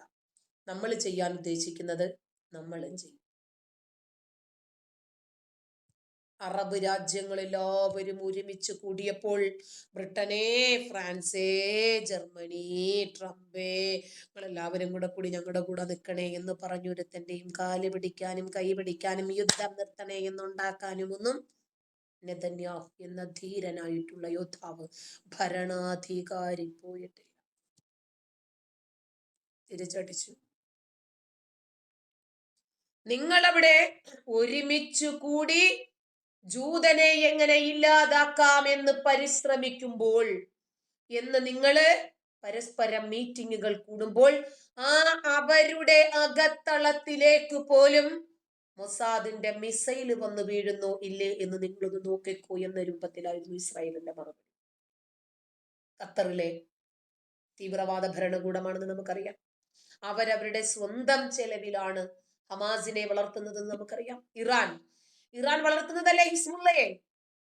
അവരല്ലേ യഹൂദികളെ വളർത്തുന്നത്, സിറിയയിൽ ഐസിസിനെ വളർത്തുന്നത്, പാകിസ്ഥാനിൽ ലഷ്കർ-ഇ-തൊയ്ബയെ ഇതെല്ലാം ഇവരാ. പണം വാരിക്കോരി കൊടുക്കുന്നു. അതുപോലെ പിന്തുണ വേറെയും പോരെ. ആഗോള ഇസ്ലാമിക ഭീകരവാദികൾക്ക് നിർമ്മിച്ച് നൽകിയ മാരകമായിട്ടുള്ള ആയുധമാണ് അൽ ജസീറ, BBC. ഇതിന്റെ മറുപുറമാണ് ഇന്ന് കാണുന്ന ഖത്തർ. അംഗീകരിക്കാൻ ആദ്യം കുറച്ച് പ്രയാസമൊക്കെ ആയിരിക്കും കേട്ടോ, ക്രമേണ അങ്ങ് ശീലമായിക്കോളും, കുഴപ്പമില്ല. സ്വന്തം മണ്ണിൽ സൈനിക താവളം നിർമ്മിക്കാൻ അമേരിക്കയെ അനുവദിച്ച ഖത്തറിന് പിന്നിൽ ഒരുപാട് ഗൂഢലക്ഷ്യങ്ങൾ ഉണ്ടായിരുന്നു. പ്രതിവർഷം $40 ദശലക്ഷം ജൂതന്മാരെ ഇല്ലാതാക്കാൻ വേണ്ടി ഹമാസിന് കടത്തി കൊടുത്തിരുന്നത്. അത് വെച്ചിട്ട് ഇവന്മാര് സുഖസുന്ദരമായിട്ട് ജീവിച്ചു. ഈജിപ്തിൽ പോയി, ഖത്തറിൽ പോയി, 7 സ്റ്റാർ സൗകര്യം, കിളുന്ത് പെണ്ണുങ്ങൾ, ആർഭാടപൂർവമുള്ള ജീവിതം. കോട്ടില്ലാതെ ഈ നാറികളെ നമ്മൾ കണ്ടിട്ടുണ്ട്. എന്തോ പാച്ചിട്ടാ, എന്തോ ജോലി ഉണ്ടാക്കിയിട്ടാ ടണലിനകത്ത് വരെ കോട്ടിട്ടില്ല അവൻ പോയിരിക്കുക. യഹിയാസിൻവാറെ അവന്റെ പെണ്ണും പിള്ള പണതയിട്ടിട്ട് അങ്ങോട്ടും ഇങ്ങോട്ടും നടക്കുക. 27 ലക്ഷം രൂപയുടെ ബാഗും തോളിൽ ഇട്ടിട്ട് പാവങ്ങൾക്ക്, അവർക്ക് അന്നത്തിന്, വെള്ളത്തിന്, ഉടുക്കാനുള്ള സൗകര്യം, കിടക്കാനുള്ള സൗകര്യത്തിന് വേണ്ടിയിട്ട് പലരും കൊടുക്കുന്നതാ. ഖത്തർ കൊടുത്ത പണമെല്ലാം എവിടെയാ പോയത്? ഇവന്മാരുടെ ഖജനാവില. ഇവനൊക്കെ മില്യണയേഴ്സ് അല്ല, ബില്യണയേഴ്സ്. ഇസ്മായിൽ ഹനിയയുടെയൊക്കെ മക്കള് റിയൽ എസ്റ്റേറ്റിന്റെ ഏറ്റവും വലിയ കോടിപതികളാണ്. എങ്ങനെയാ ഇവന്മാർക്ക് പണമുണ്ടായത്?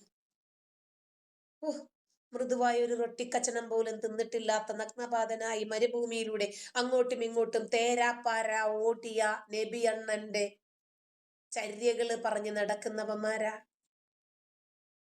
ഇവന്മാര് തിന്നുന്നത് എന്തുവാ? ഇവന്മാര് കുടിക്കുന്നത് എന്തുവാ? ഇവന്മാര് ഉടുക്കുന്നത് എന്തുവാ? വലിയ കാര്യം തന്നെ അല്ലേ. ഹമാസിനെ ഇത്രയുമായി വളർത്തിക്കൊണ്ടുവന്നതിന്റെ ഫലം ഖത്തറിന് ഇപ്പോഴാ കിട്ടിയെന്ന് വിചാരിച്ചാ മതി. പിന്നെ ലേറ്റായി കിട്ടിയാലും ലേറ്റസ്റ്റ് ആയിട്ട് കിട്ടിയില്ലേ, ഇതാണ് ജൂതൻ. ഇതൊന്ന് അറിഞ്ഞിരുന്നാ മതി. ഖത്തർ ഏതാണ്ട് എല്ലാ ഇസ്ലാമിക തീവ്രവാദികളുടെയും ഒളിത്താവളമാണ്. ഇത് തിരിച്ചറിഞ്ഞാണ് 2017 സൗദി അറേബ്യ, ബഹ്റൈൻ, UAE ഈ GCC രാജ്യങ്ങളൊക്കെ സംയുക്തമായി ഖത്തറിന് മേൽ ഒരു ഉപരോധം ഏർപ്പെടുത്തി. ഇവരുടെ ഈ തീവ്രവാദം വളരുന്നത് കണ്ടിട്ട്. എന്നിട്ട് അൽ ജസീറ അവരുടെ സംപ്രേഷണം ഇസ്ലാമിക രാഷ്ട്രങ്ങളായിട്ടുള്ള Saudi Arabia, Egypt, Bahrain, UAE ഒക്കെ നിരോധിച്ചത് നമ്മുടെ നാട്ടിലെ മലയാള മാധ്യമങ്ങളൊന്നും അണിഞ്ഞിട്ടില്ല. ചാനലിന്റെ ഭീകരതയോടുള്ള അപകടകരമായിട്ടുള്ള താല്പര്യം, ആഭിമുഖ്യം, അതിനോടുള്ള ഐക്യപ്പെടലും കണ്ടറിഞ്ഞ ശേഷമാണ് എന്ന് കൃത്യമായ രൂപത്തിൽ അനുഭവ പരിജ്ഞാനമുള്ള ആളുകൾ നമ്മളോട് പറഞ്ഞു വെച്ചില്ലേ. ബ്രിട്ടീഷ് ജനാധിപത്യം ലോകത്തിന് നൽകിയ ഏറ്റവും മഹത്തായ സമ്മാനമാണ് BBC എന്നും പൂർണ്ണമായും സർക്കാർ ഫണ്ടിങ്ങിൽ പ്രവർത്തിക്കുന്ന ബ്രിട്ടീഷ് ബ്രോഡ്കാസ്റ്റിംഗ് കോർപ്പറേഷൻ ആധികാരികത വാർത്തകളുടെ അവസാന വാക്കാണ് എന്നാണ് നമ്മൾ മുമ്പ് ചിന്തിച്ചിരുന്നത്. ഇന്നോ നരേന്ദ്രമോദിയെ സംബന്ധിക്കുന്ന ഗോദ്ര കലാപത്തിന്റെ ഇത് വന്നതോടുകൂടി നമ്മൾ ഏതാണ്ട് കാര്യങ്ങൾ പഠിച്ചില്ലേ? പഠിച്ചു.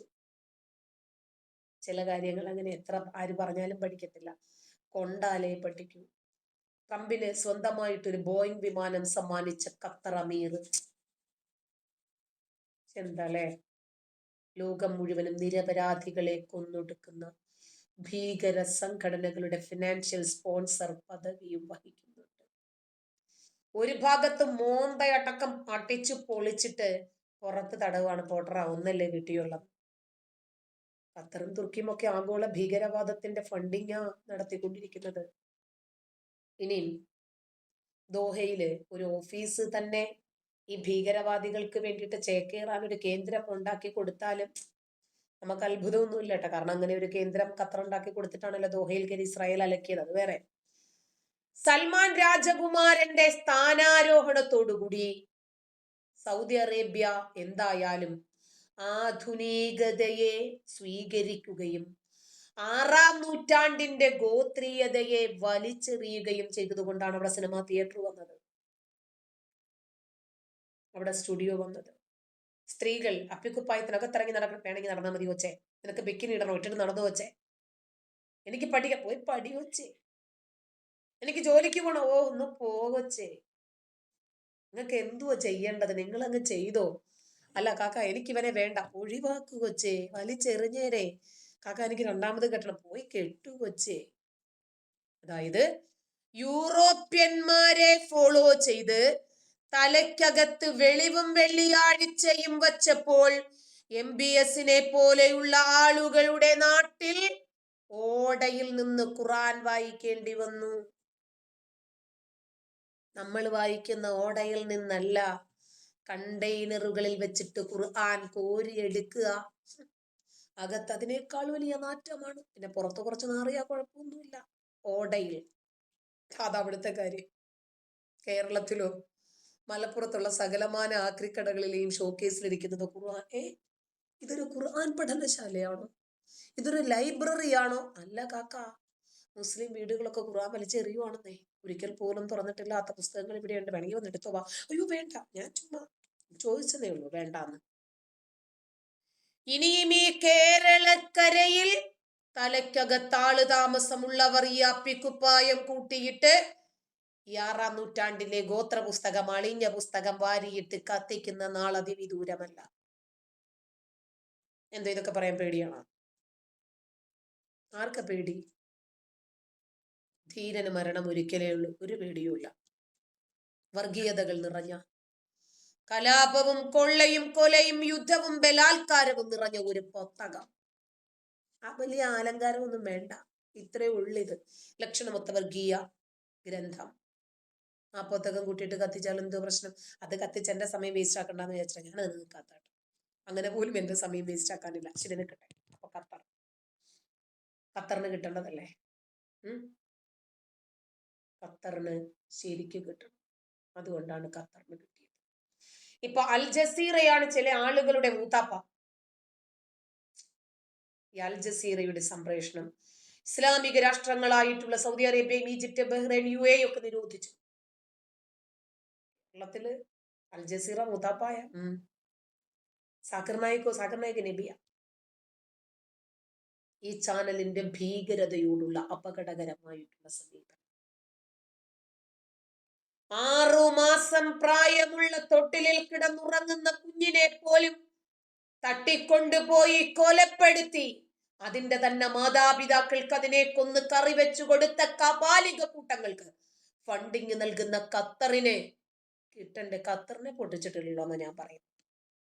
അതിനകത്ത് കയറി ഹമാസ് തീവ്രവാദികളുടെ 5 തലകളിലെ കൊയ്തുള്ളൂ.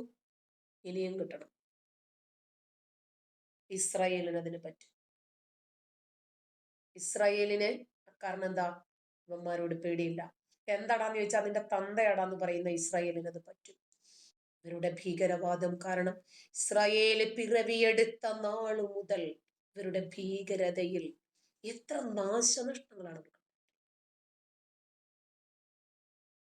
ഇസ്രായേലിന്റെ വെള്ളം കുടിച്ച്, ഇസ്രായേലിന്റെ ഇന്ധനം ഇസ്രായേലിന്റെ കയ്യിൽ നിന്ന് വാങ്ങി നക്കി, ഒടുവിൽ അവർക്ക് തന്നെ എതിരെതിരെ നന്ദി കെട്ട നാറികളെന്ന് പറഞ്ഞാലും പോരാ.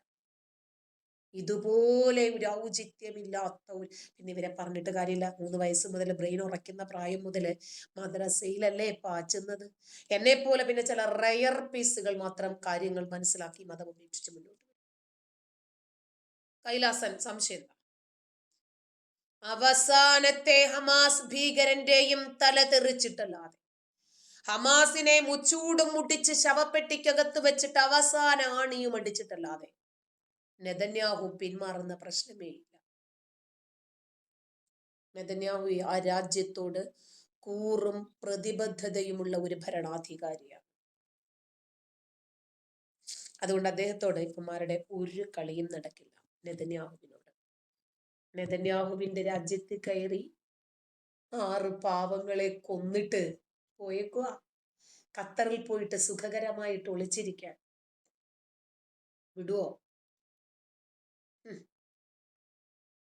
ചെറിയ പൈതലുകളെ പൈതലെന്ന് കാണാതെ സൂപ്പർനോവ മ്യൂസിക് ഫെസ്റ്റ് ആഘോഷിക്കാൻ വേണ്ടി വന്ന 1200 മുതൽ 1400 വരെ ആളുകളെ കൊലപ്പെടുത്തി 251 പേരെ പിടിച്ചു ബന്ധികളാക്കി കൊണ്ടുപോയിട്ട് അവരെ ബലാത്കാരം ചെയ്തും കൊന്നും കൊലവിളിച്ചും അവരുടെ മൃതശരീരത്തിന് മുകളിൽ മൂത്രമൊഴിച്ചും തുപ്പിയും ആഘോഷിച്ച കുഞ്ഞുങ്ങളെ ഓവനിൽ വെച്ച് പുഴുങ്ങിയും ചുട്ടുമെടുത്ത ഇവര് കേരളത്തിൽ മാത്രം ഇവര് പോരാളികളാണ്, നാറികൾ. ഗാസയിലെ കുഞ്ഞുങ്ങളെന്ന് പറഞ്ഞ് ഇവര് നെഞ്ചിലിടിച്ച് നിലവിളിക്കുക. എന്താടാ ഗാസയിലെ കുഞ്ഞുങ്ങൾക്ക് മാത്രമേ വേദനയുള്ളൂ? എന്താടാ ജൂത കുഞ്ഞുങ്ങളെ കൊന്നപ്പോൾ നിനക്കൊന്നും ഒരു വേദന ഇല്ലാത്തത്? ആ പൊത്തകം ഉൽപ്പാദിപ്പിച്ച കൾച്ചറാ. ഞമ്മന്റെ ആളുകൾക്ക് നൊന്താ മാത്രമേ ഞമ്മക്ക് നോവൂ. മതഭ്രാന്തന്മാരായിട്ടുള്ള ചാവേറുകളാണ് ഇവന്മാര്. ഇത്തരം ചാവേറുകളെ പോരാളികളായി കാണാൻ സാധിക്കുന്ന വിചിത്രമായിട്ടുള്ള മാനവികതയുള്ള ആളുകൾ, മനുഷ്യത്വമുള്ള ആളുകളാണ് ഇവര്. പഹൽഗാം ഭീകരാക്രമണത്തിൽ 29 പേരെ നിക്കറൂരിൽ ലിംഗാഗ്ര ചർമ്മം ഛേദിച്ചിട്ടുണ്ടോ ഇല്ലേ എന്ന് നോക്കി കൊന്നു കളഞ്ഞപ്പോൾ മുഹമ്മദ് സനൂഫ് എന്ന് പറയുന്ന മലപ്പുറംകാരനായിട്ടുള്ള മലയാളി കൊടും ഭീകരൻ എഴുതിയത് എന്താണെന്ന് അറിയാമോ? എന്റെ ചകോദരങ്ങൾ ഇങ്ങോട്ട് കയറി വരണം. പാകിസ്ഥാൻ, ഇവന്റെ വാപ്പാട് ആദ്യത്തെ കെട്ടിലുള്ളവരാ. വാപ്പാടെ ചിന്ന വീട് പാകിസ്ഥാനിലായിരുന്നു. കയറി വന്നിട്ട് ഇവിടെയുള്ള എല്ലാ മുസ്ലിങ്ങളെയും അങ്ങോട്ട് കൊല്ലണം. എന്നിട്ട് കാക്കാ മുസ്ലിങ്ങളെയൊക്കെ കൊന്നൊടുക്കിയിട്ട് നമുക്ക് വിശുദ്ധ യുദ്ധത്തിന് വേണ്ടിയിട്ട് ഇരുമ്പ് നിക്കറിട്ടിട്ട് സൂന ഇല്ലാതാകാൻ വേണ്ടിയിട്ട് പൊതിഞ്ഞ് കാത്തു വെച്ചേക്കുവാ. നമുക്ക് പോണ്ടേ കാക്ക പൊട്ടിത്തിരിക്കാൻ വായോ? ഇന്ത്യയുടെ മുഖത്ത് നോക്കി അവന് തുപ്പണമെന്ന്. അതിനെക്കാട്ടി അവന്റെ ജന്മം നൽകിയ തന്തയുടെ മുഖത്ത് നോക്കി തുപ്പിയാൽ മതിയായിരുന്നു. ഇതുപോലെയുള്ള നാറികൾ നമ്മുടെ നാട്ടിലുണ്ട്. അവരെ കുറിച്ചിട്ടാണ് സംസാരിക്കുന്നത്. രാഷ്ട്രത്തിന്റെ മനസാക്ഷി പോലും ആ പഹൽഗാം ഭീകരാക്രമണത്തിലെ 6 ഭീകരന്മാരുടെ ചോരയ്ക്കു വേണ്ടി ദാഹിച്ചിരുന്നപ്പോൾ ഇതിനകത്ത് നിന്ന് അവന്മാർക്ക് അനുകൂലമായിട്ടുള്ള ഒരു പിന്തുണയാണ് നമ്മൾ കണ്ടത്. ഒക്ടോബർ 7-ാം തീയതിയുള്ള കൂട്ടക്കൊല. ചോദിക്കട്ടെ, ഇന്ത്യക്കകത്ത് കയറി പഹൽഗാമിലെ 6 ഭീകരന്മാർ 29 സ്ത്രീകളുടെ സിന്ദൂരം മായ്ച്ച് 29 ഇന്ത്യൻ പൗരന്മാരെ കൊന്നൊടുക്കിയപ്പോൾ 15 ദിവസമാണ് ഇന്ത്യ അവർക്ക് നൽകിയ കാലാവധി. 15ാമത്തെ ദിവസം ഓപ്പറേഷൻ സിന്ദൂർ ബാനറിൽ ഇറങ്ങുന്നു സോഫിയ ഖുറേഷി എന്ന് പറയുന്ന വനിത. തലയെടുത്തില്ലേ? ഒക്ടോബർ 7-ന് ഇസ്രായേലിൽ നുഴഞ്ഞു കയറി അവിടെ പോയിട്ട് 1400 പേരെ കൊന്നപ്പോൾ ഇസ്രായേലിന് പ്രതികാരം ചോദിക്കണ്ടായി. അമേരിക്കയുടെ വേൾഡ് ട്രേഡ് സെന്റർ ആക്രമിച്ചപ്പോൾ, പെന്റഗൺ ആക്രമിച്ചപ്പോൾ അമേരിക്ക ആരോട് ചോദിച്ചിട്ടാ തിരിച്ചാക്രമിച്ച? കൊടുത്തില്ലേ പണി? അതുപോലെ തന്നെ ഈ മതഭ്രാന്ത് മൂത്ത ഈ മുറിയന്മാരെ ഇല്ലാതാക്കേണ്ടുന്ന ബാധ്യത ഇസ്രായേലിനുണ്ട്. അതുകൊണ്ടാണ് ഒക്ടോബർ 7 കൂട്ടക്കൊലയുടെ ഇനിയും ബാക്കി നിൽക്കുന്ന ആസൂത്രകന്മാരെ ഇഞ്ചിഞ്ചായി കുടുംബമടക്കം കത്തിക്കണം എന്ന് ഇസ്രായേൽ തീരുമാനിച്ചത്. ഒരു രാഷ്ട്രം അതിന്റെ പരമാധികാരം ഉപയോഗപ്പെടുത്തുന്നു. ഭീകരതയുടെ വിത്തുകൾ വാരി വിതറി ഭീകരത തന്നെ കൊയ്തുകൊണ്ടിരിക്കുന്ന ഈ കൊലയാളി കൂട്ടങ്ങളെ ഇല്ലാതാക്കാൻ ഒരു നെതന്യാഹുവെങ്കിലും വേണ്ടേ? 2019 ഒരു ഈസ്റ്റർ ദിനം ഓർമ്മയുണ്ട? ഉയർത്തെഴുന്നേൽപ്പ് അവരുടെ വിശ്വാസമാണ്. പ്രാർത്ഥനാ നിർഭരമായിട്ടുള്ള മനസ്സുകളോടുകൂടി പള്ളികളിൽ അവർ ഒത്തുകൂടിയപ്പോൾ ഇവർക്ക് കുരുപൊട്ടിയല്ലേ? ഇവരെന്ത് ചെയ്തു? ബാക്കിൽ പാക്ക് കെട്ടി വന്നു. ചെറിയ കുട്ടികൾക്ക് പാമ്പേഴ്സ് ഒക്കെ വെച്ച് കെട്ടുന്നത് പോലെ ഇവന്മാർ ഇരുമ്പ് നിക്കറുമിട്ട് ചെന്നങ്ങട് കയറി. സൂയിസൈഡ് ബോംബേഴ്സ് പൊട്ടിത്തെറിച്ചു. ചെറിയ പ്രായത്തിലെ ഉമ്മ പാമ്പേഴ്സ് വെച്ച് കൊടുക്കാത്തത് കൊണ്ട് ഇപ്പം വെച്ചുകൊണ്ട് കിടക്കുക ഇരുമ്പിൻ്റെത്. എന്നിട്ട് ചിന്നിച്ചിതറി തെറിക്കുക. എന്തിന്? സ്വർഗത്തിൽ പോകാൻ. 72 കൂറികളോടെ കാത്തിരിക്കുന്നുണ്ട് അലുവയും മത്തിക്കറിയുമായിട്ട്. പൊരിച്ച മീനിന്റെ കരളും കട്ടിത്തേനും. എന്തുവാണ് നിങ്ങളെ പഠിച്ചോൻ അങ്ങനെ പോലും ഒരു കോമ്പിനേഷൻ അറിയില്ല. പൊരിച്ച മീനിന്റെ കരൾ കട്ടിത്തേനിനകത്ത് മുക്കി നക്കാൻ ഉണ്ടാക്കി കാത്തിരിക്കുക. ഇതുപോലൊരു പിഴച്ചോന് ഇവന്റെ ഒരു പൊത്തകമുണ്ടാക്കിയ പ്രശ്നങ്ങൾ ചെറുതാണ്. മലയാളികൾക്ക് ഇവരെന്തോ വലിയ സംഭവമാണ്. പറയാനില്ല. 2019 ഈസ്റ്റർ ദിനത്തിൽ പലയിടങ്ങളിലും ബോംബുകൾ പൊട്ടിത്തെറിച്ച് ക്രിസ്ത്യാനികൾ മരിച്ചു വീണപ്പോൾ മലയാളികൾ ആരെയും പ്രതിഷേധത്തിനൊന്നും കണ്ടില്ല. വാട്സപ്പ് ഹർത്താലുകളൊന്നും ഇവന്മാരുണ്ടാക്കി കണ്ടില്ല. മെഴുകുതിരി പോയിട്ടൊരു ചന്ദനത്തിരി പോലും കത്തിച്ച് കണ്ടില്ല. പോട്ടെ, ഒരു തീപ്പെട്ടിയെങ്കിലും ഉരയ്ക്കായിരുന്നില്ലേടെ? എന്താ ചെയ്യാത്ത? യഹൂദനെ ഭൂമിയിൽ നിന്നും തുടച്ചു നീക്കണ്ടേ? നമ്മുടെ കിതാബ് പറഞ്ഞതാ, നമ്മുടെ പുസ്തകം പറഞ്ഞതാ. ഒക്ടോബർ 7 ഇസ്രായേലിൽ കയറി കൂട്ടക്കൊല നടത്തിയ ഓരോരുത്തരെയും ഇല്ലാതാക്കണം എന്നത് ഇസ്രായേലിന്റെ പ്രതിജ്ഞയാണ്. അജ്മൽ കസബും കൂട്ടാളികളും ഒക്കെ മുംബൈയിൽ കണ്ണിൽ കണ്ട മനുഷ്യരെയൊക്കെ വെടിവെച്ചു കൊന്നപ്പോൾ ഇന്ത്യ ക്ഷമിച്ചോ? ഒക്കെ എടുത്തില്ലേ? ഓരോ രാജ്യം തിരിച്ചു ചെയ്യണ്ടേ? ഹമാസ് ഉൾപ്പെടെയുള്ള എല്ലാ ഭീകര സംഘടനകളെയും തുടച്ചു നീക്കപ്പെടണം. അതിന് ജെയ്ഷെ മുഹമ്മദ് ആണെങ്കിലും ലഷ്കർ ഇ തൊയ്ബ ആണെങ്കിലും ഹമാസ് ആണെങ്കിലും അൽഖ്വയ്ദ ആണെങ്കിലും ബൊക്കോ ഹറാം ആണെങ്കിലും ഐസിസ് ആണെങ്കിലും എല്ലാം എത്ര ഉണ്ടെന്നേ തന്തയ്ക്ക് പിറക്കാത്തവന്മാർ. ഇവന്മാര് മാരകമായിട്ടുള്ള കൊറോണ വൈറസിലെ നമ്മൾ കണ്ടതിൽ മാരകം അല്ലെന്നേ, അതിലും ഭീകരം വൈറസാണ് സാർസും. ഹമാസിന്റെ ആരാധകർ ഇന്ന് ഹമാസിന്റെ ആരാധകരായി നാളെ ഇന്ത്യയുടെ ശത്രുക്കളായിട്ട് മാറും എന്നതുകൊണ്ടാണ്. കാരണം ജനാധിപത്യ വിരുദ്ധരാണ്. അതുകൊണ്ടാണ് നമ്മൾ നെതന്യാഹുവിന് പിന്തുണ കൊടുക്കുന്നത്, ഇസ്രായേലിന് പിന്തുണ കൊടുക്കുന്നത്. ഭൂമിക്കടിയിൽ എണ്ണയും പ്രകൃതിവാതകവും ഒക്കെ ഉള്ളത് കൊണ്ട് ഈ മതക്കൂട്ടങ്ങൾക്ക് ഫണ്ടിങ് കിട്ടും.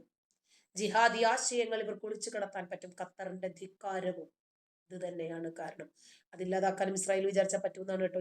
നെതന്യാഹുവിന്റെ അടുത്ത് ഇതൊന്നും പറ്റത്തില്ല. പൊളിറ്റിക്കൽ ഇസ്ലാമിന് വിടയാധിപത്യവും സ്വാധീനവും ഉണ്ടെങ്കിലും ശരി, അവിടെയൊക്കെ വിധവകളും അനാഥരും നിർമ്മിക്കപ്പെടും.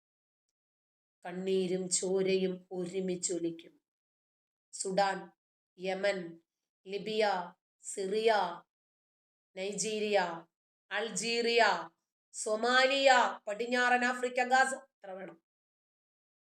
പട്ടിണി മാത്രമാണോ? മക്കളെ നഷ്ടപ്പെട്ട മാതാപിതാക്കളെ നഷ്ടപ്പെട്ട മക്കൾ, ഇണകളെ നഷ്ടപ്പെട്ട ഇണകൾ. ഇസ്രായേൽ ഒന്ന് കണ്ണടച്ചാൽ മതി, ആ നിമിഷം ഭൂമുഖത്ത് നിന്ന് അപ്രത്യക്ഷമാകും ഇസ്രായേൽ എന്ന രാഷ്ട്രം. ഇസ്രായേൽ എന്ന ആയുധം താഴെ വയ്ക്കുന്നു, അന്ന് ഇസ്രായേൽ ഇല്ല. ഹമാസ് എന്ന ആയുധം താഴെ വയ്ക്കുന്നു, ലോകത്ത് സമാധാനം. എത്ര അർത്ഥവത്താണ് ഈ ഒരു പുസ്തകവും 6-ാം നൂറ്റാണ്ടിലെ ഒരു ഗോത്ര നേതാവും കാരണമുണ്ടായ പ്രശ്നങ്ങൾ ചെറുതല്ല.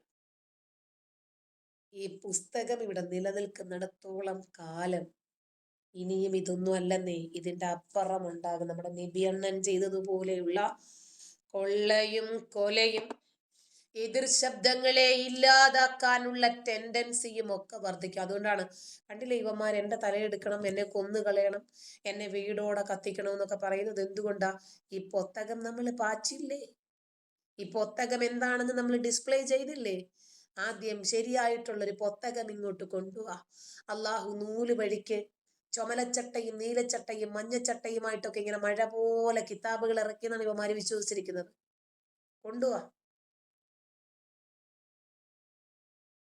ഏറ്റവും കൂടുതൽ ആളുകൾ ഉപേക്ഷിച്ചു കൊണ്ടിരിക്കുന്ന മതം ഇസ്ലാമാണ്.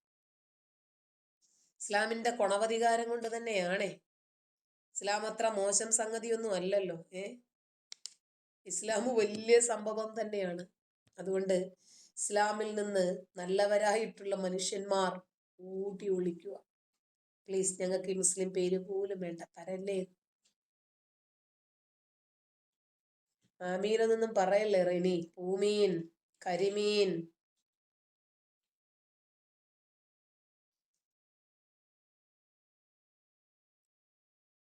നമ്മുടെ സെൻകുമാർ സാറിന്റെ ഒരു വീഡിയോ കണ്ടായിരുന്നു, ഒരു കുറിപ്പ്. ഞാനത് കണ്ടിട്ടുണ്ട്.